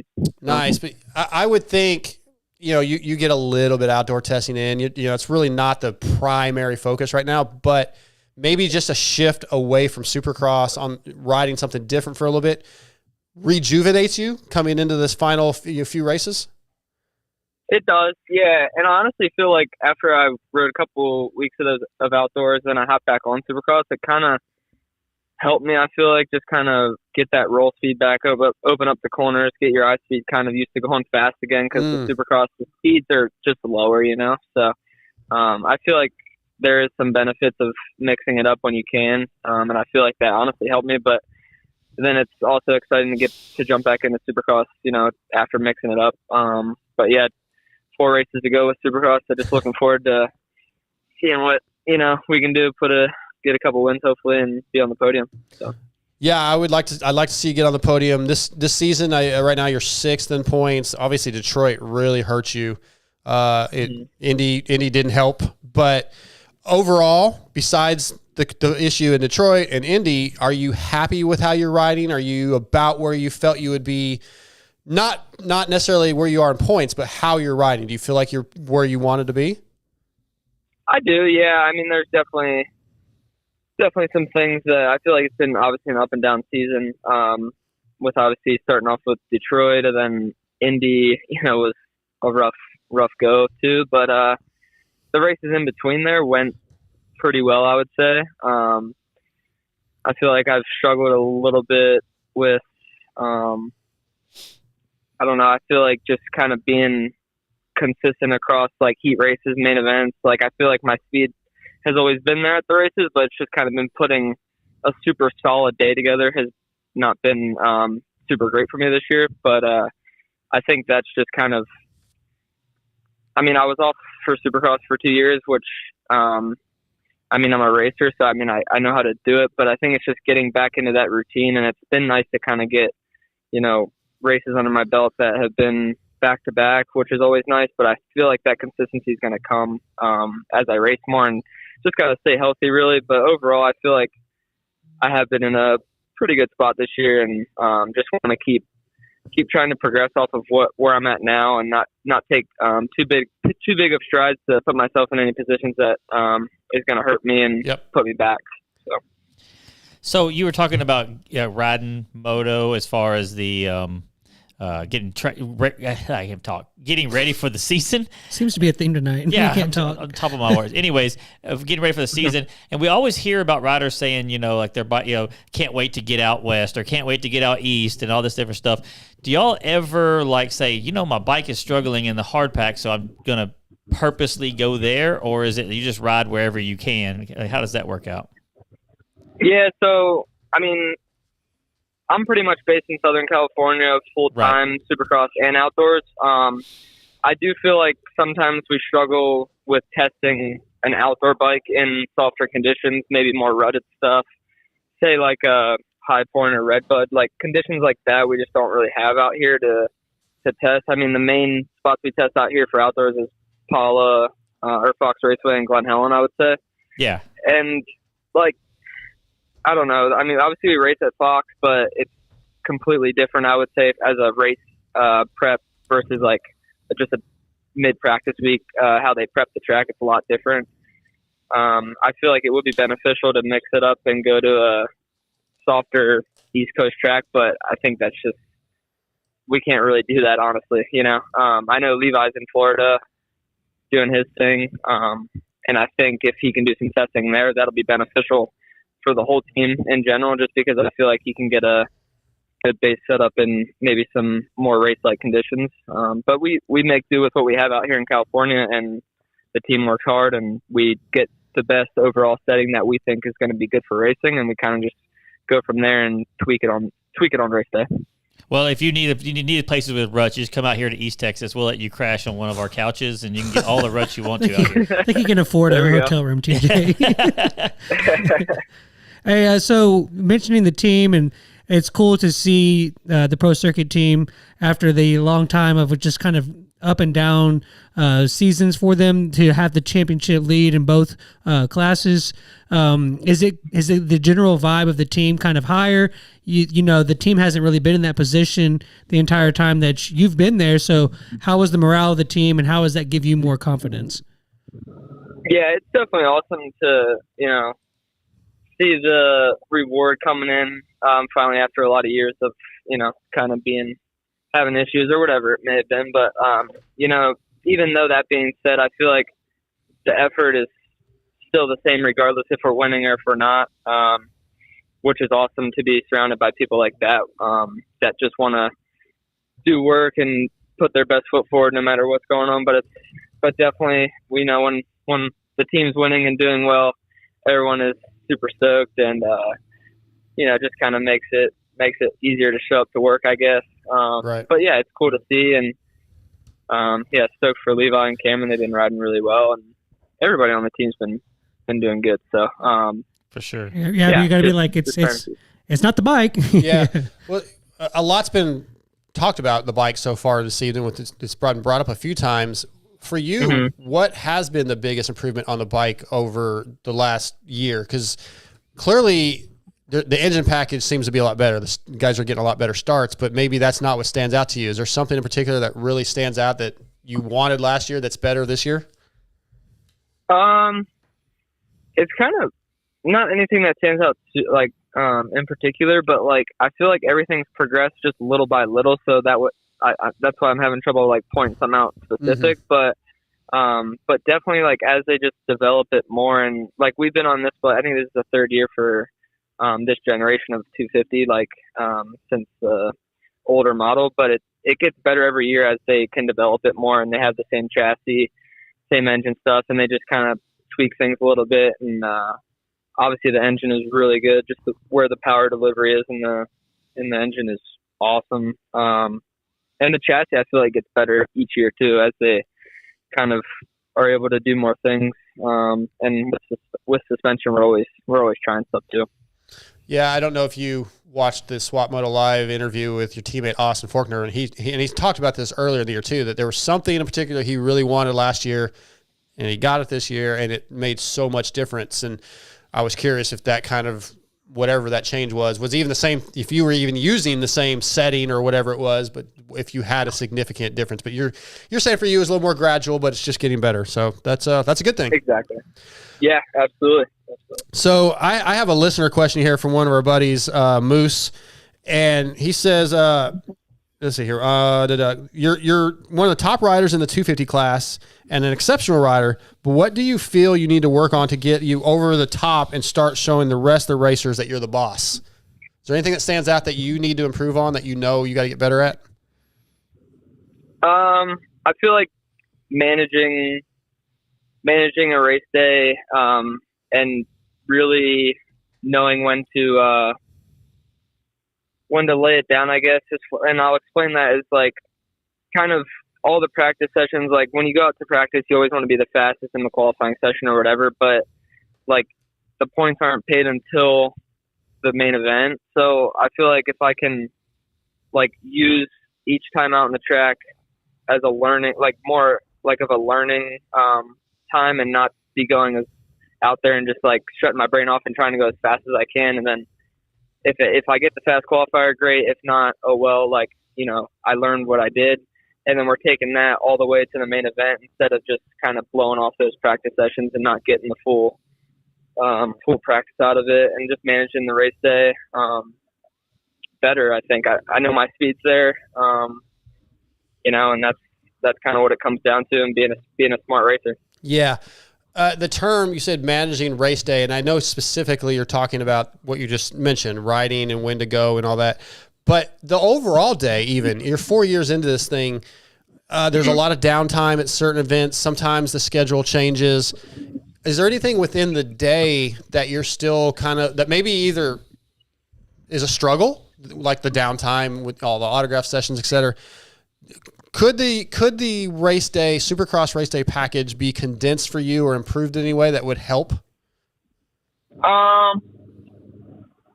I definitely feel like sometimes it's definitely a long morning until we start like a free practice. Like say you wake up at like 7 and you're kind of just like amped up, ready to go as soon as you wake up, but you kind of got to calm yourself because you're not even going, and you don't like free practices until like 12 o'clock, you know? Yeah. So, that definitely feels long, but honestly, like from free practice to like the main event, to me, it goes pretty quick. I don't feel like I'm ever like been like, man, I wish like, I mean, sometimes in between the second practice and the night show, you know, you're just sitting there, but honestly, you know, we're eating, we're resting, we're watching film, we're talking to the team about the bike race strategy and stuff like that. And by the time you get done doing all that stuff, it's time to go racing. So to me, I feel like it's pretty good. One of the reasons I asked that is there is a rumor that maybe next year we'll have one less practice session. Now, I don't know if that means no free practice and only 2 qualifiers, or one free practice and 1 qualifier, which that could shorten the day if they do it right. You know, it would suck if they do that, but then they still have the same amount of time in between, where maybe track walks at 9 a.m. or 10 a.m. instead of 8 a.m. But I was curious if you would even like that, though, having one less practice, quote unquote, or one less qualifier. Yeah. I feel like it wouldn't be a bad idea. I mean, sometimes with like when they do the abbreviated schedules, like if we have a mud, like rain, or I think like at Alabama this year, we had rain Friday and they cut out free practice and we just had the 2 qualifying sessions. Like, I feel like the day definitely felt faster just because, like, you know, you're out there, get the first practice done. It feels like it's a free practice, but you're already done with 1 qualifier. So, I feel like it won't be a bad idea, and it'd be something to, I think, maybe a good thing for the sport. Okay.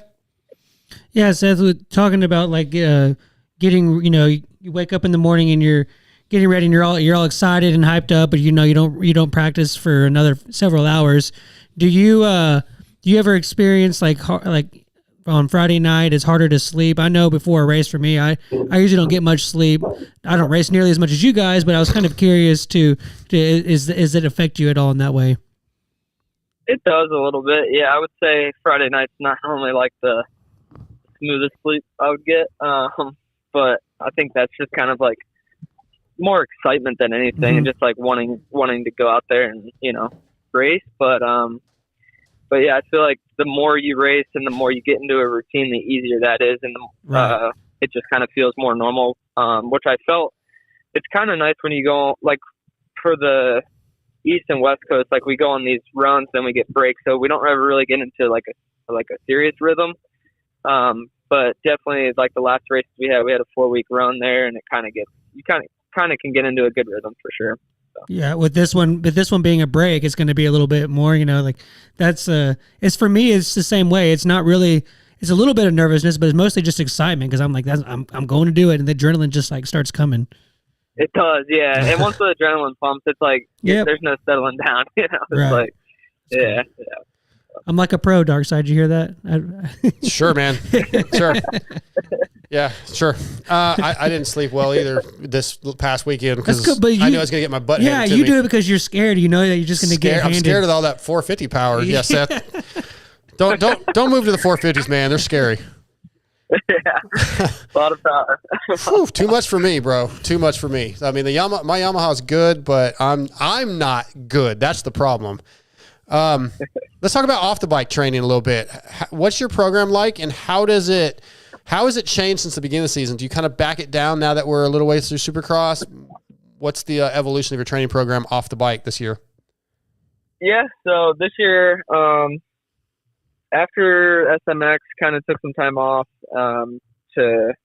obviously I had that big one at LA, then healed the back up, and then once I got back into training and stuff, I got a new trainer, Joe Cancelarius, this year. He's worked with some riders in the past, and he works with like MLB players, football players, all that kind of stuff. And I really, ever since I started working with him, it's been awesome. We did most of our big work this off season, leading up to Supercross, just kind of getting the bulk of the working, the heavy lifting and stuff like that. And then once the season starts to come around, when we have races like back-to-back weekends, the training during the week is pretty light, I would say. It's just keeping the movements going. Obviously, you're just trying to maintain and work on little things that you feel like you need to work on if you have weaknesses or whatever. And then, so after the 4-week swing that we just had, and then these couple weeks off, we kind of went a little bit harder, just kind of get maybe some like outdoor training in, I would say. While I was riding outdoors, the gym sessions were just a little bit harder, a little bit longer. And then this week, it's kind of back to just maintenance, just lower weight, just kind of, like I said, keep the movements going. But been stoked to be working with Joe, and I feel like my fitness has been really, really good this year at the races. I feel like I've been one of the better guys at the end, and I hope, to keep showing that. And outdoors, I feel like that'll be huge as well. So. Seth Hammaker tonight, brought to you by Blood Lubricants. Hey, Seth, we have one of our YouTube chat fellow or viewers, yeah. Couldn't talk about that. He said, "Is Annihilate Your Buds wanted to know how you're looking forward to the first Nashville showdown and how he thinks he and the Coast will stack up against each other."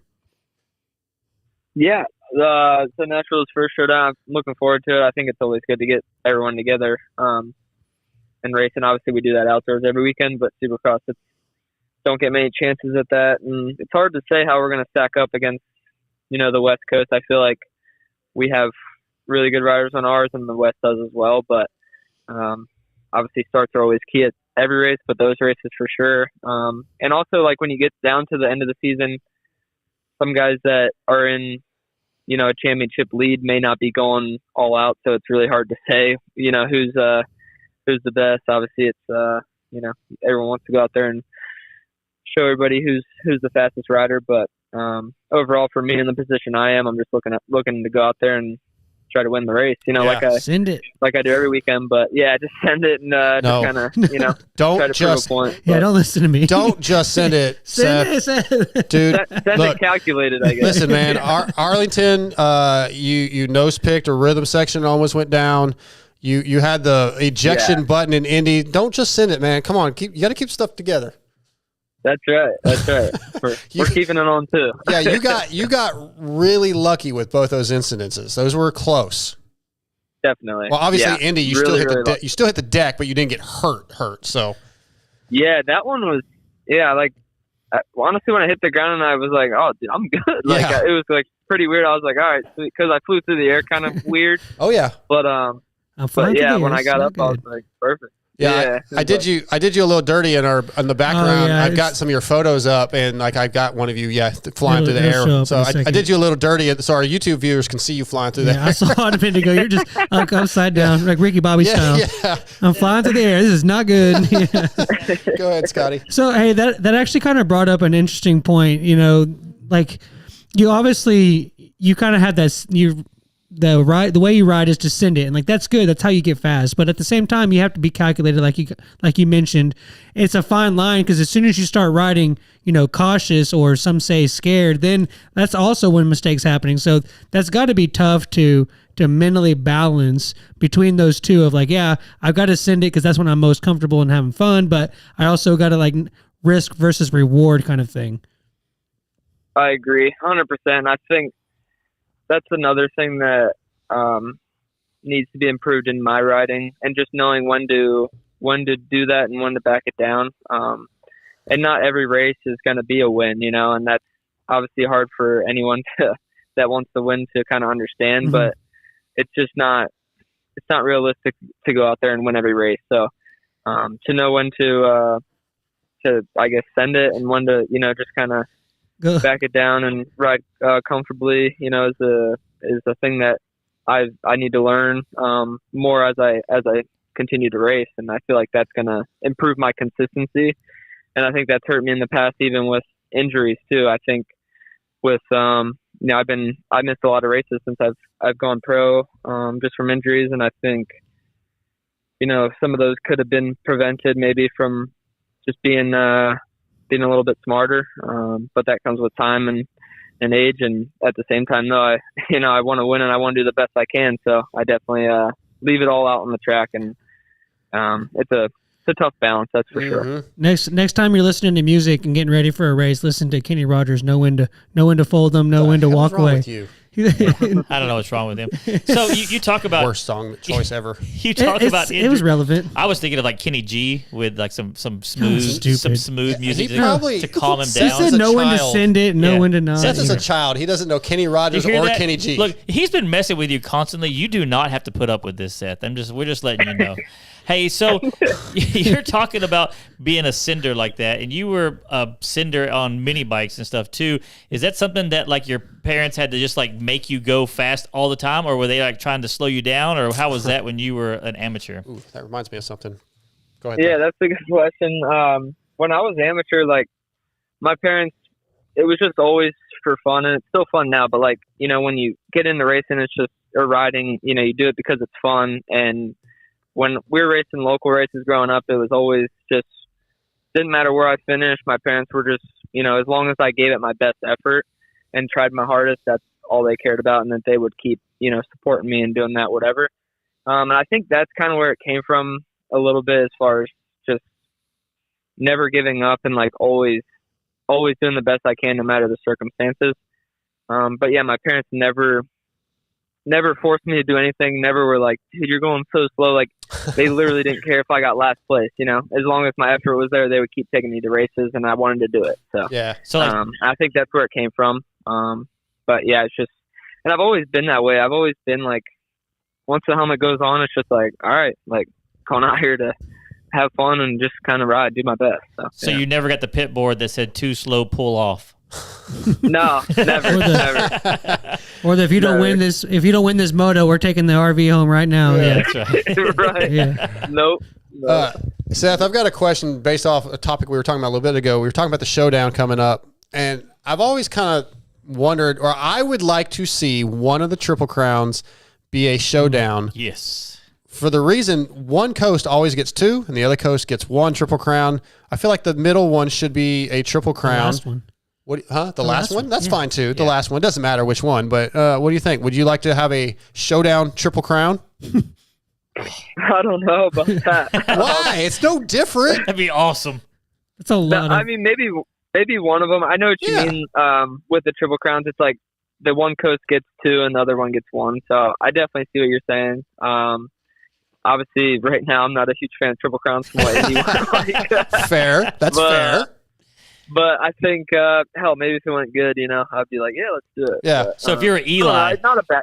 Yeah. If you're Eli winning a bunch of those, maybe you'd be down. But I mean, Cooper Webb's the Triple not Crown a bad champ. idea. Yeah, I don't know. I want to see it as a fan. That's what I want. And now I want to go back to TJ. You asked about his parents. Look, Seth, if you don't want to talk about this topic I'm about to ask, just say so. I don't think I've heard your response, but the incident with Hayden earlier this year, a few weeks ago, and then he comes in the pits, and I heard that your mom shut it down a little bit. Do you have anything that you want to tell us? Mom's a sender too. Yeah, she. Me and my mom are very similar. Yeah. As far as like being pretty quiet, being reserved, but when, I guess just when things like that come up, like I don't know how to explain it, but my mom is very. I don't know. She'll do anything for you. I guess if she's on your side or whatever, And that's just kind of what came out, and she obviously didn't like it. Got up out of her chair and shooed him away, and that was that. So, it's time to go back. It's interesting because when that happened, I was there. I was in the press box, and I put 100% of the blame on Hayden at the time, and then I went back and watched it. And I went, okay, it's not 100%, but yeah, the overreaction is what bothered me. But you do seem like a pretty calm, collected guy. So it seems like you kept it together during the event. I appreciated that, and I did meet your mom, I believe, briefly at Denny's. I think back when I first met you, and we did. Yeah, she didn't seem like the type to stand up, but I mean that's what mama bears do, right? When Jamie's always creeping on dudes' girls or moms or something. Hey, man.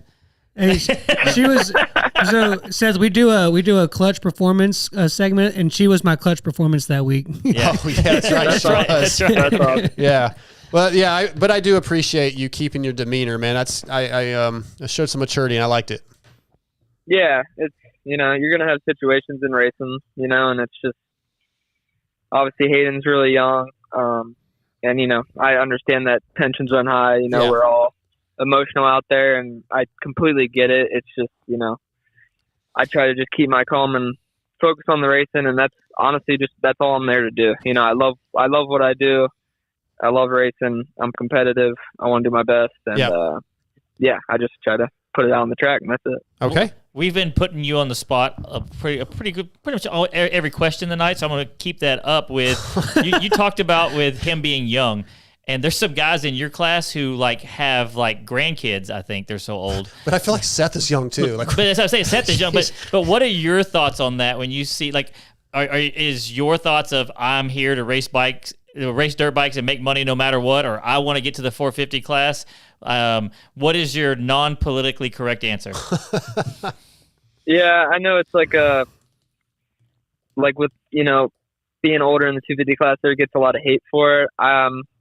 Obviously my goal is to get to the 450 class as soon as possible. I think that's everybody's goal if it's the right move for them and if they can make a good living doing it. But at the same time, I totally understand someone that's a little bit older and still in the 250 class and making good money and racing their dirt bike and doing what they want to do. I think if they can do that, why not, And some people may not like that, but at the end of the day, I feel like they would probably do the same thing, honestly, if they're making some money and being able to go out there and have a job racing dirt bikes. So. Definitely. I think that no, go ahead, Scotty. I'm sorry. I was going to say, do you like the idea of there being almost like an age group, like the veteran is one coast and the younger is another coast? I really like that Mathis. idea. I like Mathis came up with that idea. It doesn't have to be age; it's like years in the class. Like if you've done more than so many races, then you're in this group, Yeah, the idea that Mathis kind of came up with on Pulp was like the guys like Hayden, the first 3 or 4 year 250 guys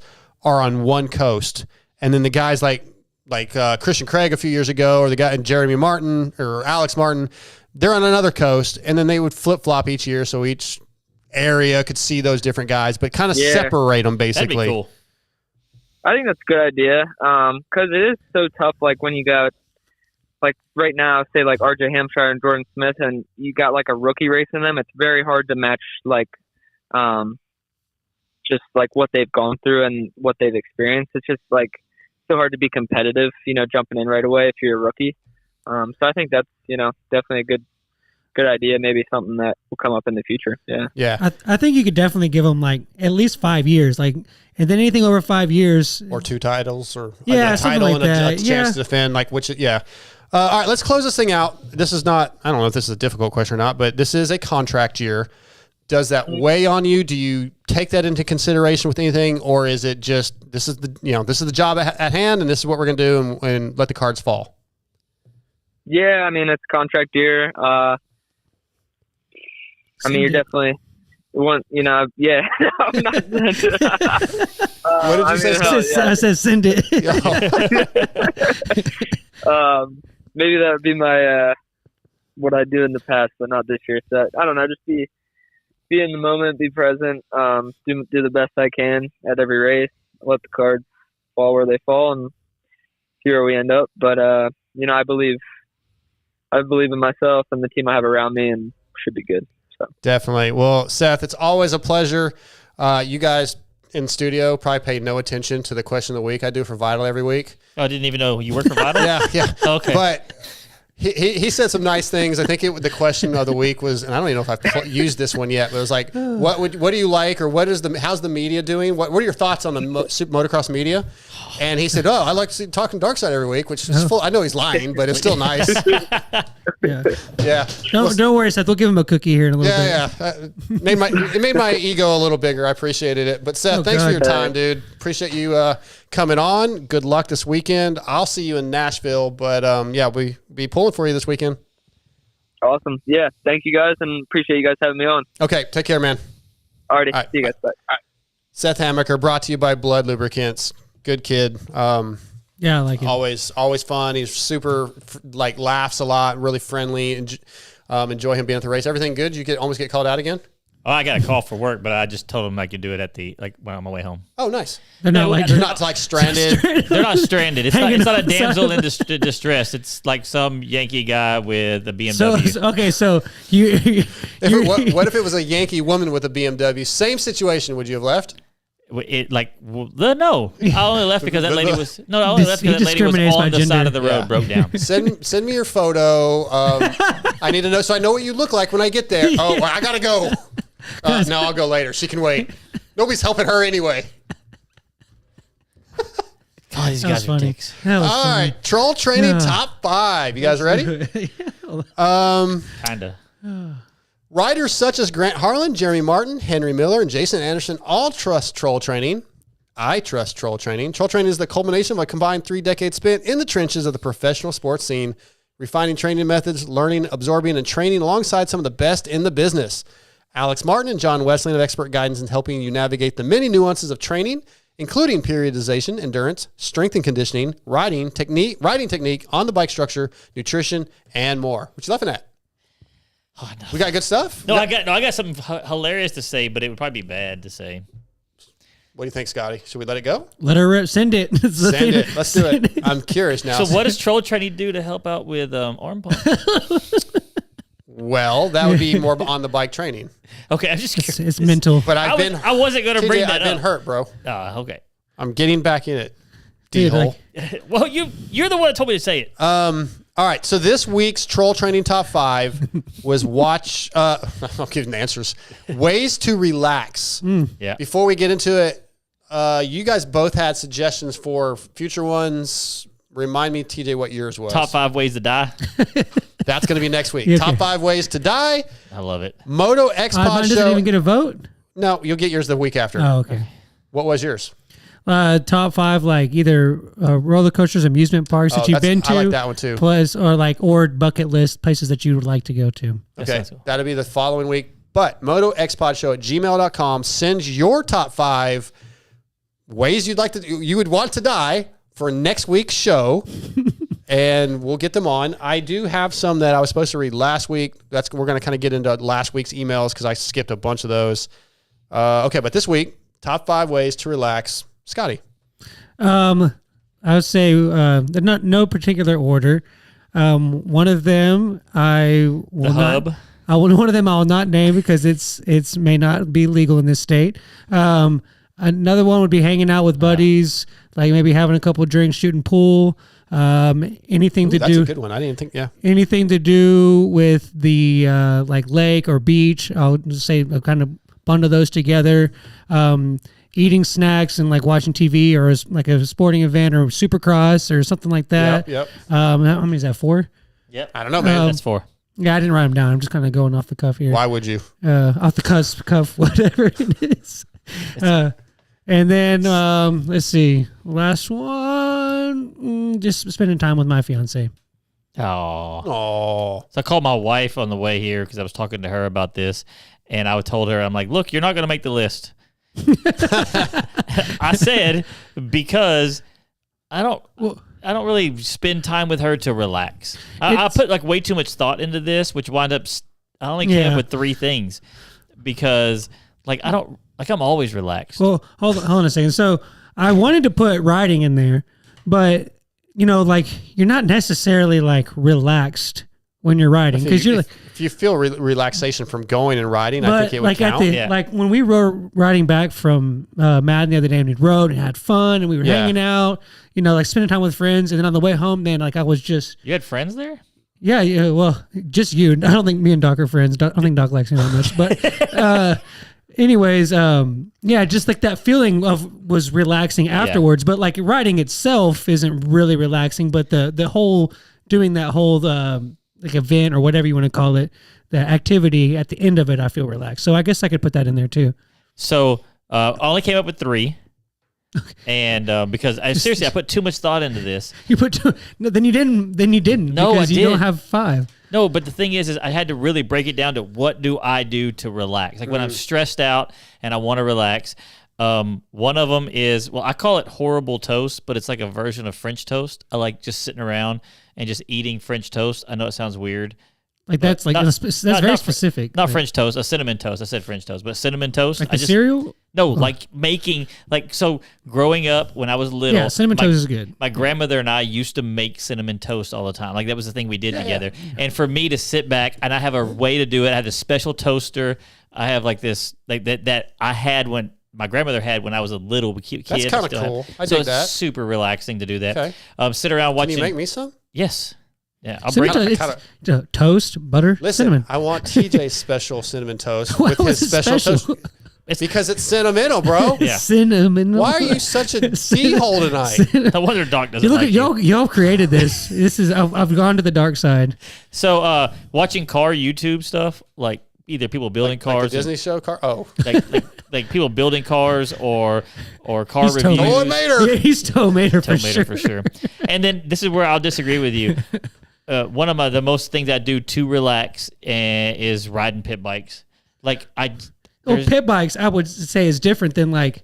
Yes, I'm saying. Yeah, and that's what I was talking to my wife about was going riding my dirt bike, going training, doing that. That's not relaxing, but I can get on the pit bike, put a podcast in, and just pound laps over and over and ride until I just can't ride anymore. And so those are my 3 things. And but the reason why my wife didn't make the list is because she stresses you out. We know you told us before we went on air. That is not true. Thank you. I appreciate that. She's the most stressful. I'm the one being a deal. But I think Kathy's fine. I don't know why you get so stressed out by her, but the reason why, and what I told her was, I would be a dickhead for putting her anywhere but first, like the number one thing. But I've never been like, my pit bikes are stressing me out so much I need to hang out with my wife. But I've been the other way. I've been the other way. So she can't be the top of the list. Fair enough. And I told her that. And she's like, well, there's times I need you to be away from me too. And I'm like, deal. So. I like it. Okay. So mine are, I do like to kick back and watch a movie or a TV show when I want to chill out. Going to the beach for sure. Listening to music or concerts, as TJ guessed earlier. That's a big one. Hold on. I have a question. Yep, go ahead. Because that's 2 things. And they're 2 total different things. Listening to music or going to a concert. Yeah, that is different. Concert doesn't seem like a thing that would be relaxing. I would say of the 2, I would say listen to music more. But when I go to a concert, I'm just kind of like, oh, shit. It's funny. I'm just relaxed thinking about that. I mean, I'm into the music, but I'm not stressing about other things in life. Gotcha. Oh, you're forgetting about the other things. Yeah. I got you. I did laugh, like picturing Darkside listening to music, but like he's like, "Oh, I'm relaxed," but it's like hardcore death metal. Yeah, Lamb of God, sure. Yeah, and she's like, "Oh, it's So relaxing. Definitely hanging out with Amber has been very relaxing. That's always fun. But I added shooting pool because that is a big one I'd get to go do with my daughters. So that's relaxing. And then just going out in the shop and hanging out in my shop, working in my shop, piddling. Those are kind of my main ones. But I'd like to hear all the listeners. MotoXpod@gmail.com. Give us your ways you like to relax, what's enjoyable to you, what you do to get away from things. Good times. Yeah. Anything else, guys? Anybody in the chat room throwing any out, or are they just...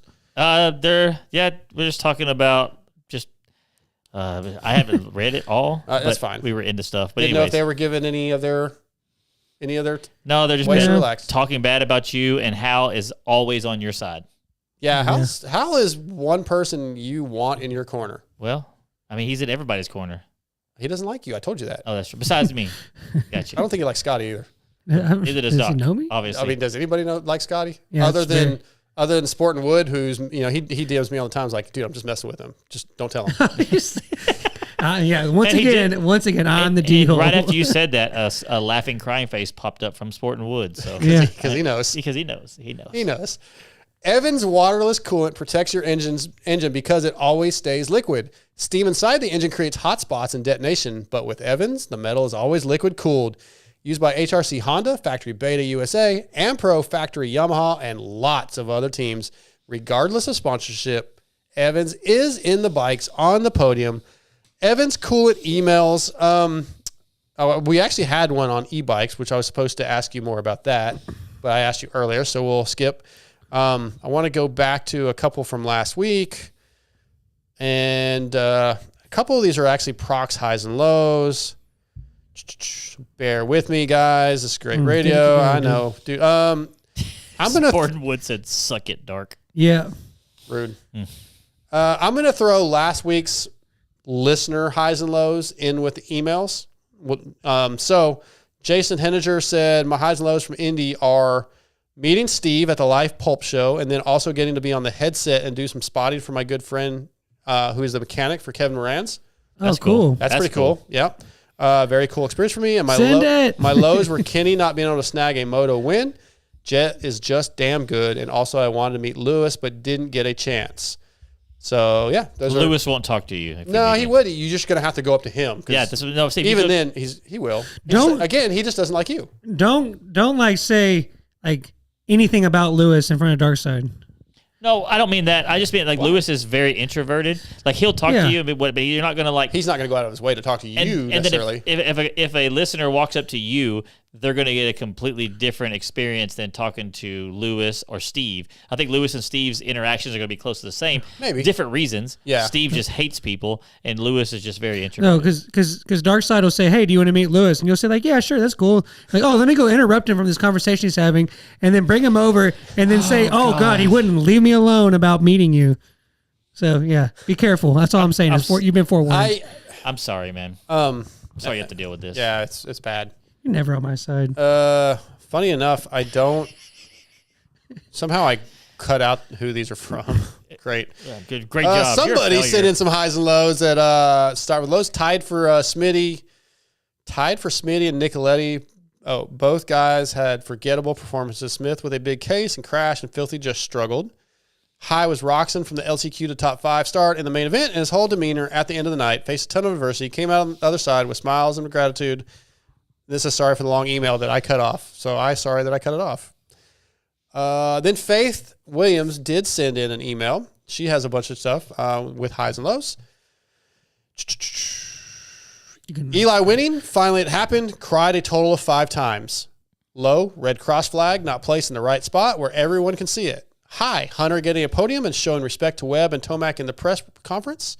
Low, Jet crashing. Not completely Barcia's fault. Jet shouldn't have cut down that soon. I wouldn't want to be close to Freezy if I was racing either. So do you think she clearly disagreed with me? I think Freezy actually saved Barcia in that situation, because even if he had nothing to do with it, he kind of randomly got blamed for it, and everybody's like, "Oh, it's Freezy." It wasn't Barcia. I saw an angle of it where like Barcia literally was going the exact same line that Roxon had just gone one position in front of Jet. Yeah, but it's just funny. It is Freezy did is kind of his like get out of jail free card. It's everybody's like, well, yeah, he was obviously trying to watch out for that. Around. She got a couple more. Her high was Drew Adams. Looks like a great all around good Supercross and motocross rider. He has a bright future. Low, Eli admitting to the ankle injury. I noticed when he wins sometimes he admits to some sort of injury, like after Atlanta. 2022, I think. Don't know why no one asked which ankle it was. The Achilles repair one. It was the other one, Faith. He talked about that on Pulp Show, actually. She's got a few others. But, yeah, those I really like it when people do send in emails, even when I forget to get them on and read them. But we always say we want listener interaction. Yeah. So keep those coming, please. MotoXpodShow@gmail.com. I'll get better at bringing them on. If you guys have you ever gotten better at bringing them on? No, okay. No, I'm just saying I will. Okay. Yeah, I'm just talking like I want people to think I'm going to get better, but it's very unlikely that I'm going to get any better. All right, our next guest of the night's on the line. He's going to be brought to you by FXR, which is designed by racers for racers. With industry-leading fit, finish, and performance, progression is the name of the game with every new piece created. At FXR, we push our brand to the next level to provide you with the best products possible. Used by the muck off FXR Club MX Yamaha team, Mike Brown, Brock Tickle, Chris Keefer, Benny Bloss, and this next butthole that's on the line, many others. FXR has core motor roots. Visit fxrracing.com or go to your local dealership to see the complete 2024 line. Tonight, FXR Racing brings us my favorite amateur rider, Aden Keefer. What's up, butthole? What's up, dude? How you doing, man? I'm doing good. How are you guys doing? Doing good. Glad to finally get you on, even though you tried to bail on me. Hey, man. Grandpa needed help, and then he canceled on me. So yeah, your dad said he needed help in the morning, not in the evening. Well, I got told in the evening, so okay. Miscommunication. You know how my dad is. True, fair point. All right, dude. So let's talk about your amateur career, how things are going. You recently raced in Texas. You got, you went 7-6 for 8th overall in the 250B, 7-13 for 13th in schoolboy. We got to do better, Aden. What are we doing? What are we doing, Aden? Dude, that was a rough week, okay? I came back home on suicide watch. My starts, it was all on me that week. My starts were terrible, dude. I think I started dead last every moto. I think my best start around the first turn was probably 15th. Yeah, that's not good. That's worse than me. That's worse than me. In that class, it's hard coming back from dead last to 10th. And then you got the rest of the kids that are like probably 6-7 seconds apart from each other. Mm-hmm. So it's very difficult. Well, honestly, though, you've been riding really, really well. When I get to see you ride, and your results have been improving dramatically, in my opinion, as far as how you're riding and how you're performing over the last few years. And you haven't really been at this that long where you've been taking it serious. What do you attribute the progression you've had over the last few years to? I mean, I know your dad's very talented. He shows you all the proper techniques, but overall, like, what's one thing that you contribute to the progression you've had? Honestly, I'm probably just going to have to give it all to my dad. Just having him helping me, and then having him teaching me the right things, and also being real with me, like, hey, the window is very small. Yep. And if you want to make it in this sport, you're going to have to work hard. So I think him just being in my corner and helping me and guiding me, I'm going to have to give it all to him. A lot of times kids struggle to listen to their dads or their parents, whether it's football or in baseball. Kids don't want to listen to their parents. You do a really good job of that from what I've seen. Why do you think, is that just something that you feel like you have anywhere? You just always really respected your dad enough to listen, and you don't have that, you don't really want to push back? I mean, what's the reason for that, do you think? Oh, don't get me wrong. I still have my days where sometimes I don't want to listen to him because, or you try to kill him. I just don't want to hear him bark in my ear. But I have to listen to him because he has so much experience, and throughout all the years of him testing, of him racing, I really have no rebuttal to anything that he says. So, I mean, it's kind of like, it's hard because there's days where he's telling me something, I'm like, dude, I really don't want to listen to this. And then I actually try what he tells me, and I'm like, oh, man, maybe he does know what he's talking about. So there are days, but I really do have to pay attention to him a lot. So is there ever been a time where he gives you a piece of advice in the heat of the moment and you're like, you in your mind, you think he doesn't know what he's talking about, or do you kind of always realize he does know what he's talking about, even though you don't maybe like that he knows? Yeah, there's multiple times like that, especially after a race too. Like if I get worked after a race and I'm heated and pissed and he comes back to the truck, and he's like, dude, you suck. Like, you could have done this better and this better. I'm like, dude, like, I really don't want to hear this right now. But I know he's right. Yeah. So then eventually he'll come back around and tell me. But he can't talk to me in that certain part of the time. When it's 5 minutes off the track and I just sucked it up and he comes back, dude, you suck. What are you doing? That's kind of funny that you use that example, because my next question, to kind of answer my question, was like, obviously your dad's on a lot of different shows and he has his own, and he talks about you and y'all's relationship with when it comes to riding, and he'll tell a story about how he told you basically what you just said. So I was going to question, like, how much is it when he tells his story? Is he churching it up for the story's sake, or is it pretty much accurate? But it sounds like, it's pretty much dead on point. No, it's pretty much dead on point every time. My dad doesn't really lie about anything. He's pretty dead. He's pretty spot on most of the time. Yeah. So we've seen at least one, I guess you call it new pro, come into the sport in the last few years that has a lot of hype around him and a lot of media from being young. And have you looked at Hayden, seen some of the hate that he's gotten from different people, or the way that they handle stuff, where you're like, okay, I need to learn from that and not make those mistakes, because I'm not going to say you have as much hype from outside the industry as he has, but as far as inside the industry, I think you do. Have you put any thought into that? Yeah. So like, I mean, me and my dad have talked about that. Basically, honestly just staying humble and just letting people talk. Like, don't really like bad mouth to anyone else, because then that all comes back around eventually. And I mean, I still have people that tell me to this day that the only reason why I'm somewhat good as a rider is because I get everything from my dad, which I mean is honestly 100% true. Like, I can't lie. I mean, I get literally everything is because of my last name, because my dad has worked his entire life to build relationships with everybody else. That I do kind of have an inside job. Not inside job, but like an inside, I would say like an inside guy. Yeah. So, I mean, yes, some things that Hayden does, I mean, sometimes it is, not the best, but at the same time, I think people just don't like, because the kid's successful and he's actually a really good rider, and people just like to hate and talk in this day and age. Well, also, and I haven't been bashful about this. I've not always been a Deegan fan, but I do believe that him and you, which I'm a fan of yours, y'all both have to put the work in. You cannot be a good motocross rider, no matter what's given to you, without putting in the hard work. You can achieve mediocrity as a pro, but you can't get to the top without the hard work. So I think the people who would say about him or you or anybody who, like, when you got Nick Way's kids coming up and all this, those guys, none of y'all can achieve the level that y'all are getting to without the hard work. Exactly, you're right. I mean, and my dad tells us all the time, the window in our industry is very small, and if you miss that window, the chances of getting in are 0.1% chance. Yeah. And TJ, to go on the question you asked a minute ago, I think it's more like with Hayden, there's a lot of hype because of his results. I don't know if it's so much hype with Aden as much as expectations with the name, because of the personality and the respect that Chris has. And Chris is, I've heard him tell him on Coffee with the Keefers and stuff, like, look, especially like after the incident in Mesquite between the two of them, like, you have a name to uphold, and that's can be almost as heavy as expectations based off results.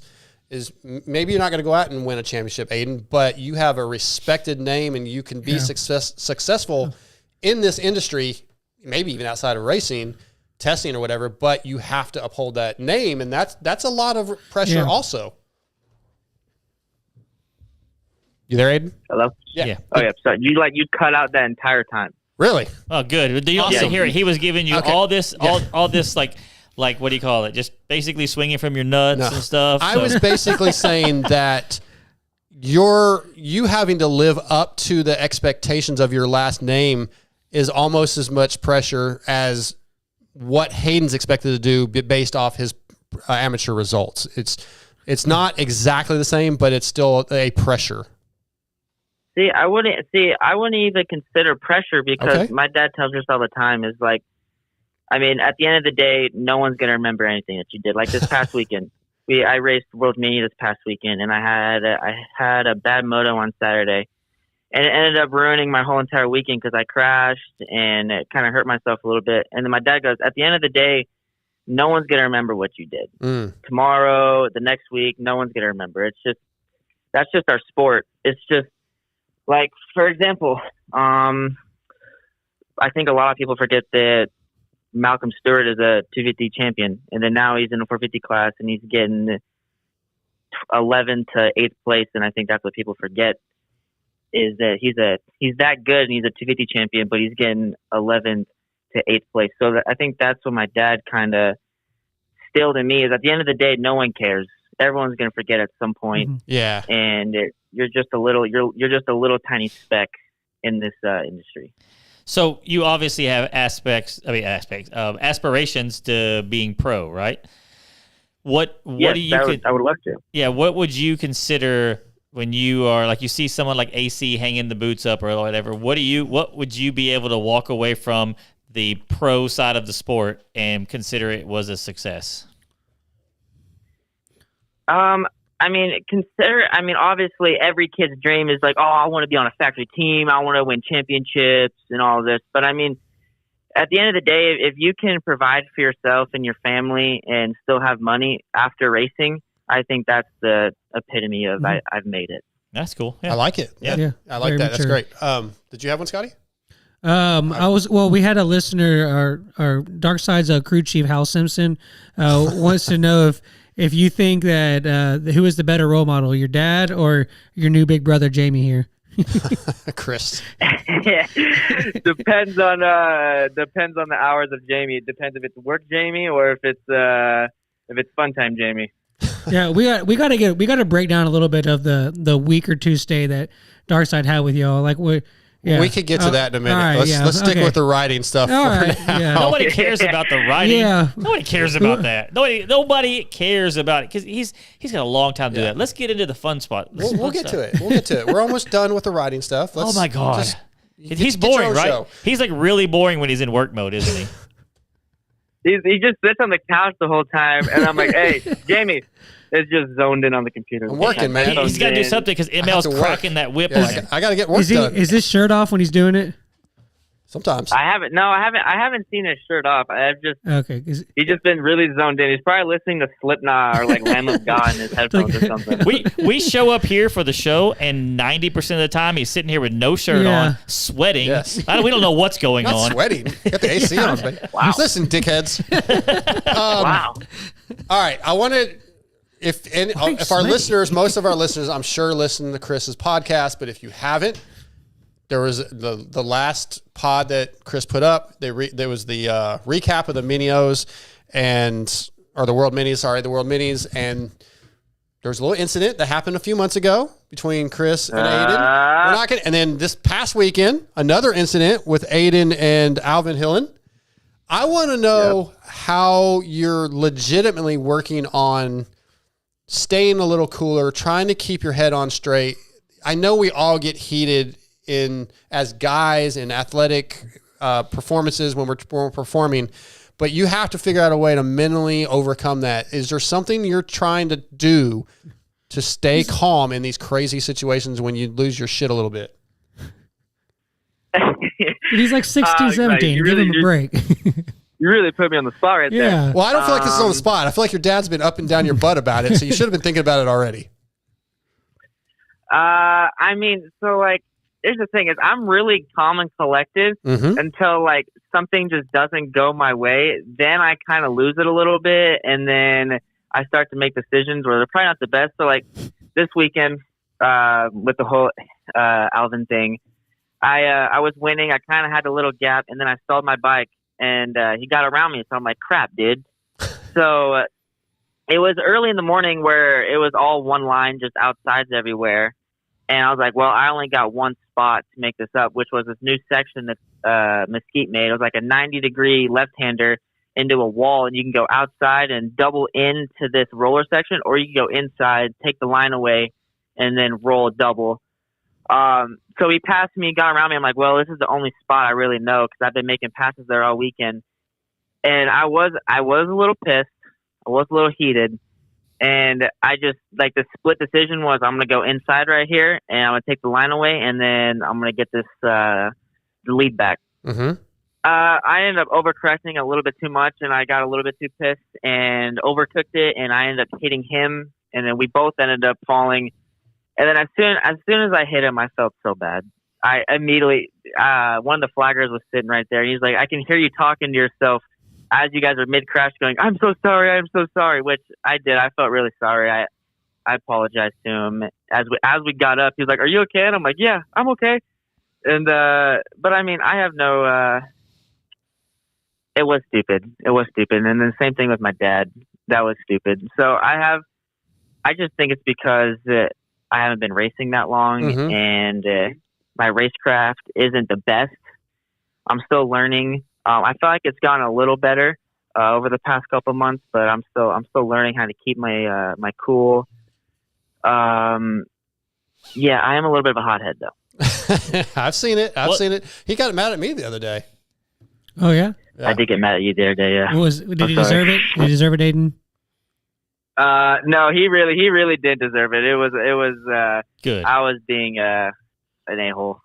He was trying to set my whole shot device, and he couldn't get it. I'm like, I just started yelling. I'm like, dude, you can't get it. I missed it one time. I mean, you're just a failure. He's like, Dad, just do it. He can't do it. And they're just practicing starts. It was just a GH, like in the middle of the day, practicing starts. Get it together, Dark Side. It's trying to get starts in, man. So, anyway. Yeah, dude, come on, dude. I got work to do. Yeah. Set it your damn self then. Yeah. So you talk about all the learning and stuff you're doing. You've gotten to travel around and ride, and then you come to Freestone and ride here. Was the terrain at all? Because you grew up riding in the high desert and stuff like that, but I know you've been riding in Florida. But was the dirt here any effect on the result? Like, how has that been? No, the dirt really wasn't anything I haven't ridden. It kind of reminded me of we had this old track in California that shut down sadly, but it used to be it was State Fair, and the dirt kind of reminded me of that. A little bit hard packed, a little clumpy, got really ruddy. I wouldn't necessarily say it was more the dirt. I mean, maybe off the start it was because it was kind of unpredictable. Sometimes I would spin, sometimes I would catch traction and wheelie. So I feel like that was the hardest part. That sounds like freestyle. It looks like there's traction and there is none, or it looks slick and you hook up and high side over the berm. That's exactly what I told my dad. I'm like, I don't know if I'm gonna catch traction here or if I'm gonna flip. Yeah. I don't know. Yeah. I was gonna say, hey, Aden, who does your dad give more shit to? You, Dark, or Steve? Oh, me by far. Oh, for sure. I'm actually I'm gonna have to say Jamie for sure. It's Jamie for sure. Never ends. Yeah. Okay, a couple more moto things, and you guys can ask whatever questions you want to ask. But I'd ask what questions I want to, no matter what. I'll turn your mics off. All right, fair enough. Okay, you recently went out to the East Coast to work with the man that dominates your dad, Mike Brown. No, that was the man that your mom might have a little crush on, Mike Brown. Where's this going? I just want to, What have you learned in the time you've been out there with him? How has it been different than working with your dad? Again, being a kid, kind of getting away from the family probably helps in some areas. So I want to talk about your experience with Brownie out on the East Coast. I've had a lot of fun with training with Mike, and then also getting to ride with Jalik and Evan. It's really taught me how to basically just be an adult, live on my own, and just all the hard work too. It's like everything's on a schedule. It's not wake up, scratch your nuts, and then maybe go do whatever else you want to do. Easy, Aden. It's like, we have kids listening. It's like they have nuts too. Sorry, it's all right. Not all of them. It's like we wake up. Mike's like, we wake up at 6:30 this time. We're going to the gym, do your early morning spin, and then after that, we're going straight to the track. And then after the track, whatever you have after that, it's kind of like my dad called it. It's kind of like being babysat a little bit, but just basically just hard work, man. It's really what it's taught me. I used to train with Alex Martin, Trail Training, and those two have totally two different looks on both the training. Like Alex's is more of like heart rate zones and kind of keeping a heart rate low. Mike's more of like just ramping it up. Like, let's just send it all the time and go hard. Seems to be working for Brownie when he's doing all these races lately. So yeah, that's good stuff. How has it been because you're out there with the Triumph guys, so you've been around Jalik and Evan Ferry. Sounds like you got along really well with Jalik and kind of hung out. How was that experience? Just kind of having some time with the boys. It's so when I first got there, I was really nervous. I was like, oh my gosh, like I'm here hanging out with Evan and Jalik. Cause I watched these guys race on the weekends, and, as time went on, I got really close with Jalik and Evan. We have a really good bro thing going on over there. Jalik kind of took me in his wing, and it was helping me a lot with Supercross. When I went back there, I was gonna race futures, but we just decided not to, just because I just wasn't ready physically. Okay. But no, it's been really fun, man. Like I think I'm gonna go back next week and spend the whole summer with them. I've been learning a lot from Jalik and Evan, and even off the bike too. It's a lot of fun. It's a lot of fun. Yeah, one of my favorite stories when I was out there in January, guys. He had just gotten there. And Heather has the Live 360 or whatever you call it on the phone where you can track. And they were at a place eating breakfast that was next to a tattoo shop. It's like 8 a.m. And Heather's like, why is Aden at a tattoo shop? And Chris is like, he's not. And she's just freaking out. And I'm texting Aden and say, hey, tell your mom you're getting a tattue. Tell her you're getting it. Yeah. So he's playing along, and he says he's getting a tattoo. At the time, he was dating this girl. And I was like, tell her you're getting her name on you. So he tells her that, and she's like, he's getting her name, and she's like followed for all of it. It was like the highlight of my whole week, other than meeting Amber. But that was like the funniest moment, watching Heather get ramped up, legitimately believing Aiden's getting a tattoo at like 8 a.m. in Florida. Dude, she was so mad. She was so pissed. It was great because like I don't think there's any tattoo shops open at 8 a.m. First of all, Heather, those guys are asleep. I think she called me like 3 times. You better not be getting a tattoo. You better not be getting a tattoo. And then I even had Mike jump in. I was like, yeah, he's getting a tattoo. I signed off on it right now. So great. Yeah, so great. Convinced. So, okay. You're spending time out there with Jalik and them. So I've gotten to know a little bit about Jalik because my son Doc is friends with him. That dude's a nut, right? Like in person, like his personality, he's pretty crazy, huh? Oh, dude, he's a big nut, dude. I think that guy. I like Jalik a lot. I think it would be really cool if he could be more outward to the media with that personality, because I think it would go over so well. That dude is hilarious. He's very funny. Yeah. He's very funny. Yeah, it gets a little old sometimes because that's all he does is joke. But it's honestly he's a good dude. He's a really good dude. Yeah. Aden Keefer is brought to you tonight by FXR. A lot of the gear was somewhat developed by his dad, Chris. Chris has a lot of input in this stuff. It's really, really good. FXRracing.com. Go to your local dealership. Half the guys on my plus 45 gate this weekend were in FXR. A few more questions for you, Aden, before we let you go. Did you guys actually have stuff you want to ask him about? Well, I wanted to see Aden what side of the jacket he's on. He may not even know. Oh. What jacket? What's this jacket?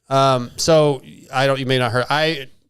Mike Ulrich gave me this Yamaha like polo shirt. It looks like a dealership salesman shirt. Maybe it's a long sleeve shirt that's snug, has a little bitty collar and like a little zipper in the front. I wore it when I was out there a couple times, but your dad like couldn't believe that I was going to wear it to go eat lunch with Amber.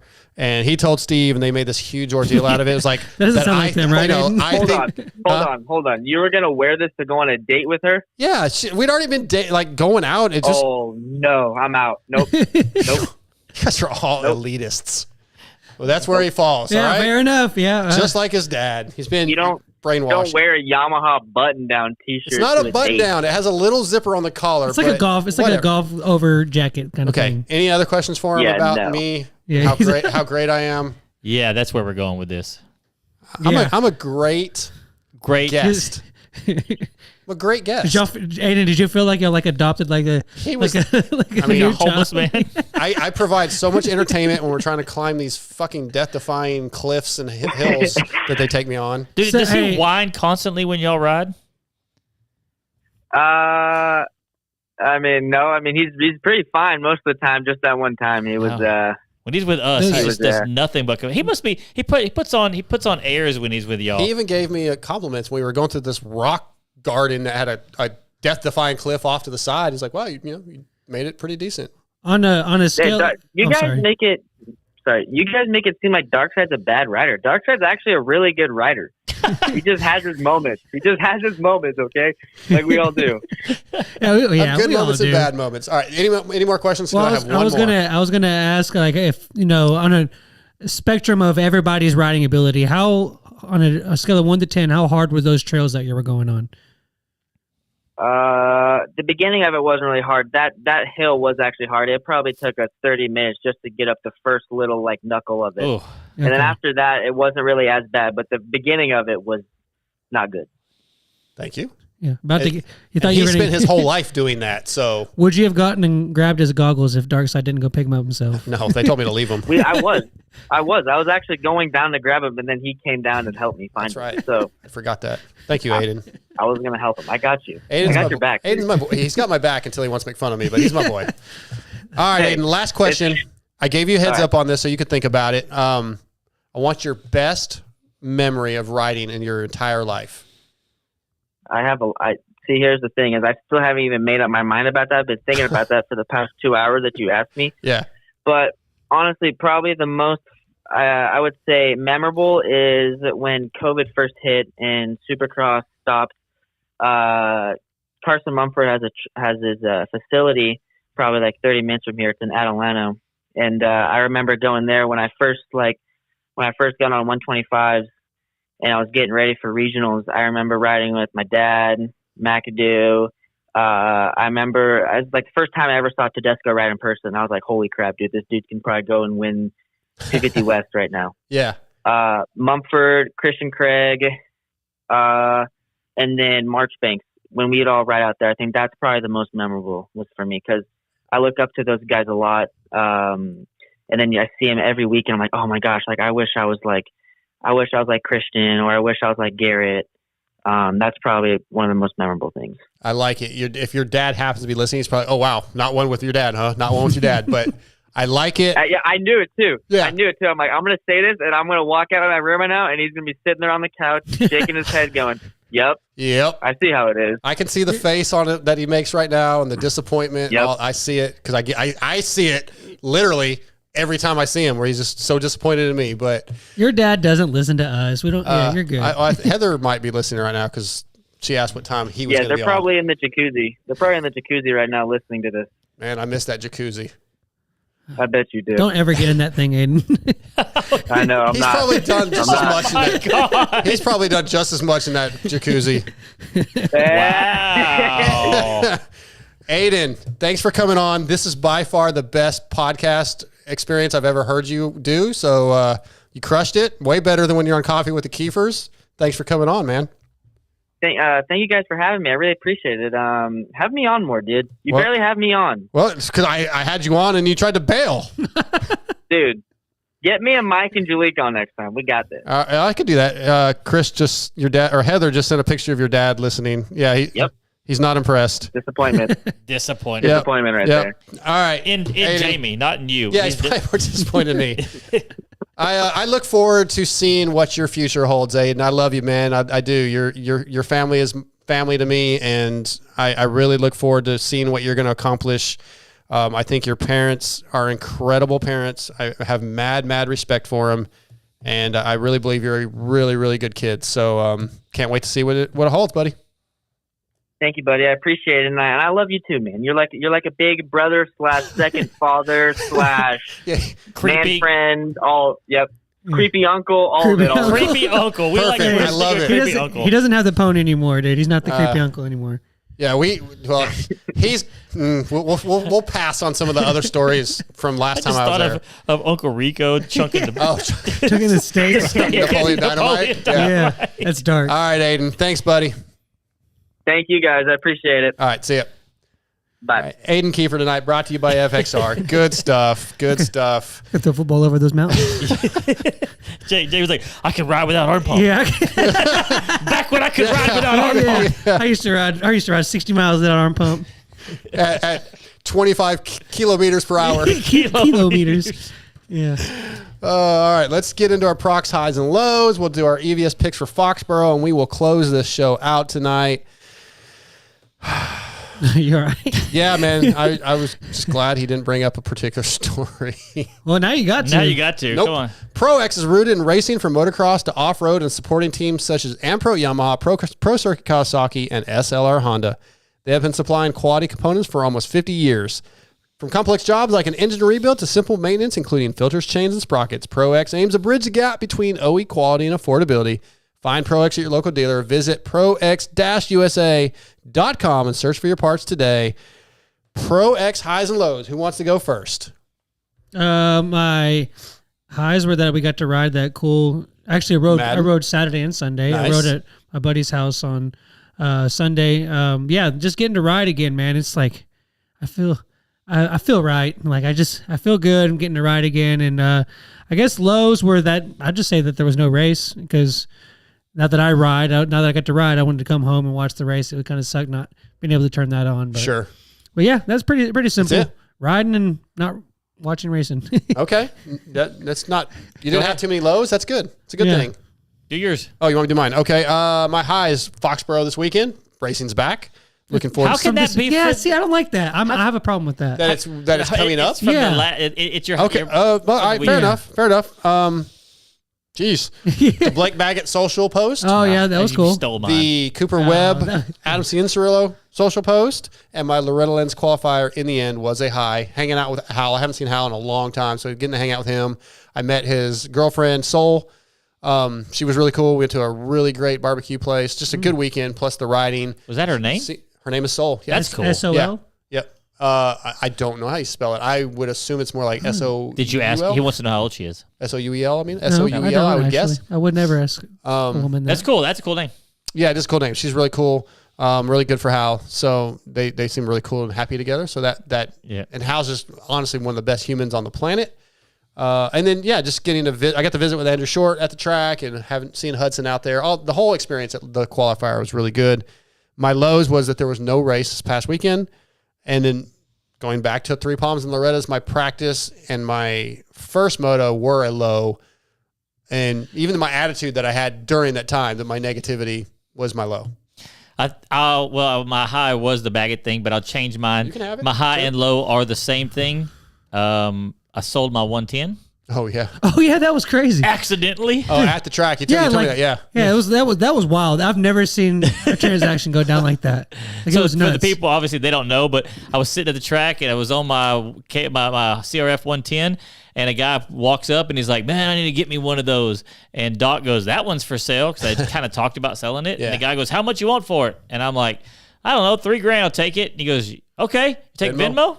And it was gone. Yeah, I did not think he was serious, but That's I was awesome. sitting there, like I was kind of sitting by my truck behind them, and I was like eating a sandwich, just like watching them, and I'm just like, this is really happening. That's awesome. This guy just gave Doc $3,000 for this bike. And and he gave Doc the money and not me, so I haven't even got the money yet. Yeah. But that's also your low because the Dude. 110's gone? Because the 110's gone, yeah. Sure. Dude, you better get that money from Doc. No, he already told me he's going to send it. Okay. Sure he is. 2,700. Doc, if you're listening, I need a loan. Yeah. I need about $3,000. All right. Don't forget, MotoXpodShow@gmail.com. Send us your ProX highs and lows for next week. We'll get them on the show. Now we're moving on to the EVS picks for Foxborough. Over the past 39 years, EVS Sports has established itself as the leader in innovation and technology when it comes to designing protection gear for today's motocross riders. Athletes like RJ Hampshire, Kyle Chisholm, Freddie Norn, Axel Hodges, and Travis Pastrana all wear EVS when they race, ride, or whatever Travis decides to do that day. So check out evs-sports.com. Use the promo code, this is all caps, VITALMX30 to save and gear up like the pros. All right, picks for the 450 class, podium in Foxborough. I'm going Eli Tomac because he's back. He's going to win. Jets getting second, Cooper Webb third. TJ? I like your podium group of people, but I think they're way out of order. It can't be way out of order, which is three. Obviously, Jet's going to win, Cooper, and then Eli. So before the last race, I would always like try to find like a crazy like, oh, who's going to be like the cool pick this week? Jason Anderson. And like you never pick Jet. And then I was like, okay, fine. I'm tired of not picking Jet. Yep. So I picked him and he didn't win. That's like my fantasy picks. Yeah. It's like, I kept saying all year last year, if I would have picked Jet in outdoors for my fantasy team, he would have lost a race. That's all I had to do to kill that streak. That would have been if the one. I picked him, he would have lost. Yeah. But anyway, all right, what you got? Who's your winner? I think it's probably gonna be pretty ruddy, just like every race has been this year. So I'm gonna go Cooper Webb, Tomac, Jet. I like it. We all have the same guys, all different orders. MotoXpod@gmail.com. Send us your EVS picks do it by Friday. We'll get them in. And dude, I still never sent Garrett. How? I got to send those goggles out. Crap. Where do you put? We never really talked about this because it's we didn't have a show last week. Like, how close is that 8 points to you guys? Football field. I'd say it's about 8 points.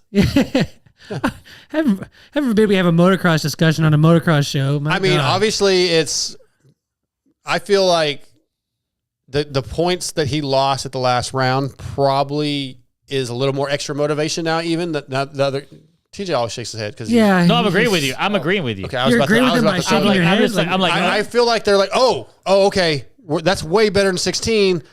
And Eli had that great ride. He seems to be building confidence. So, yeah, I think it actually helps. I think it motivates them even more. Not that they weren't motivated, but... I'm sorry. I don't agree with you. You said Stop acting like an idiot. You're the idiot. Don't be an idiot. Changed my life. Yeah, I think it makes it... I think it motivates him. Eli. No. I think it motivates Jet. And I think it's going to be... Yeah. I know, and I'm not saying that they weren't all already motivated. I just think that now they feel, it's a little closer. If we can get in there, we can tighten this thing up. It's crazy. It's not over. It's to me, it's just wild not that it was. Just yet again, Cooper's just hanging into a championship. Cooper's the man. It's nuts, man. He's a dog. Would y'all go away from next weekend surprised if Eli was like 6th? Yeah, I think I actually would. At this point, yes, I would. Okay. I really believe that whatever the ankle thing or whatever, I think it's been so lightning. I don't know that he's going to go out and just start winning every race, but I do think he's going to be a lot closer now. Yeah, we'll find out. I would love to see it in again. A week. I'd love to see you throw Eli into the equation when Cooper and Jed are fighting for the title, and throw Eli in there and to race with them. I think that'd be awesome. Yeah. Anything else, guys? That's it. All right, we're about to wrap this thing up. We appreciate everybody. Our presenting sponsors, Racetech and Yamaha Motor USA, along with Guts Racing, FXR, X-Brand Goggles, ProX, EVS Protection, Troll Training, Evans Coolant, Blood Lubricants, Barnett Clutches. I want to thank our guests, Aden Keefer, Seth Hammaker, and Johnny Girroir. Really enjoy the GNCC, guys. We'll be back next week. We're out.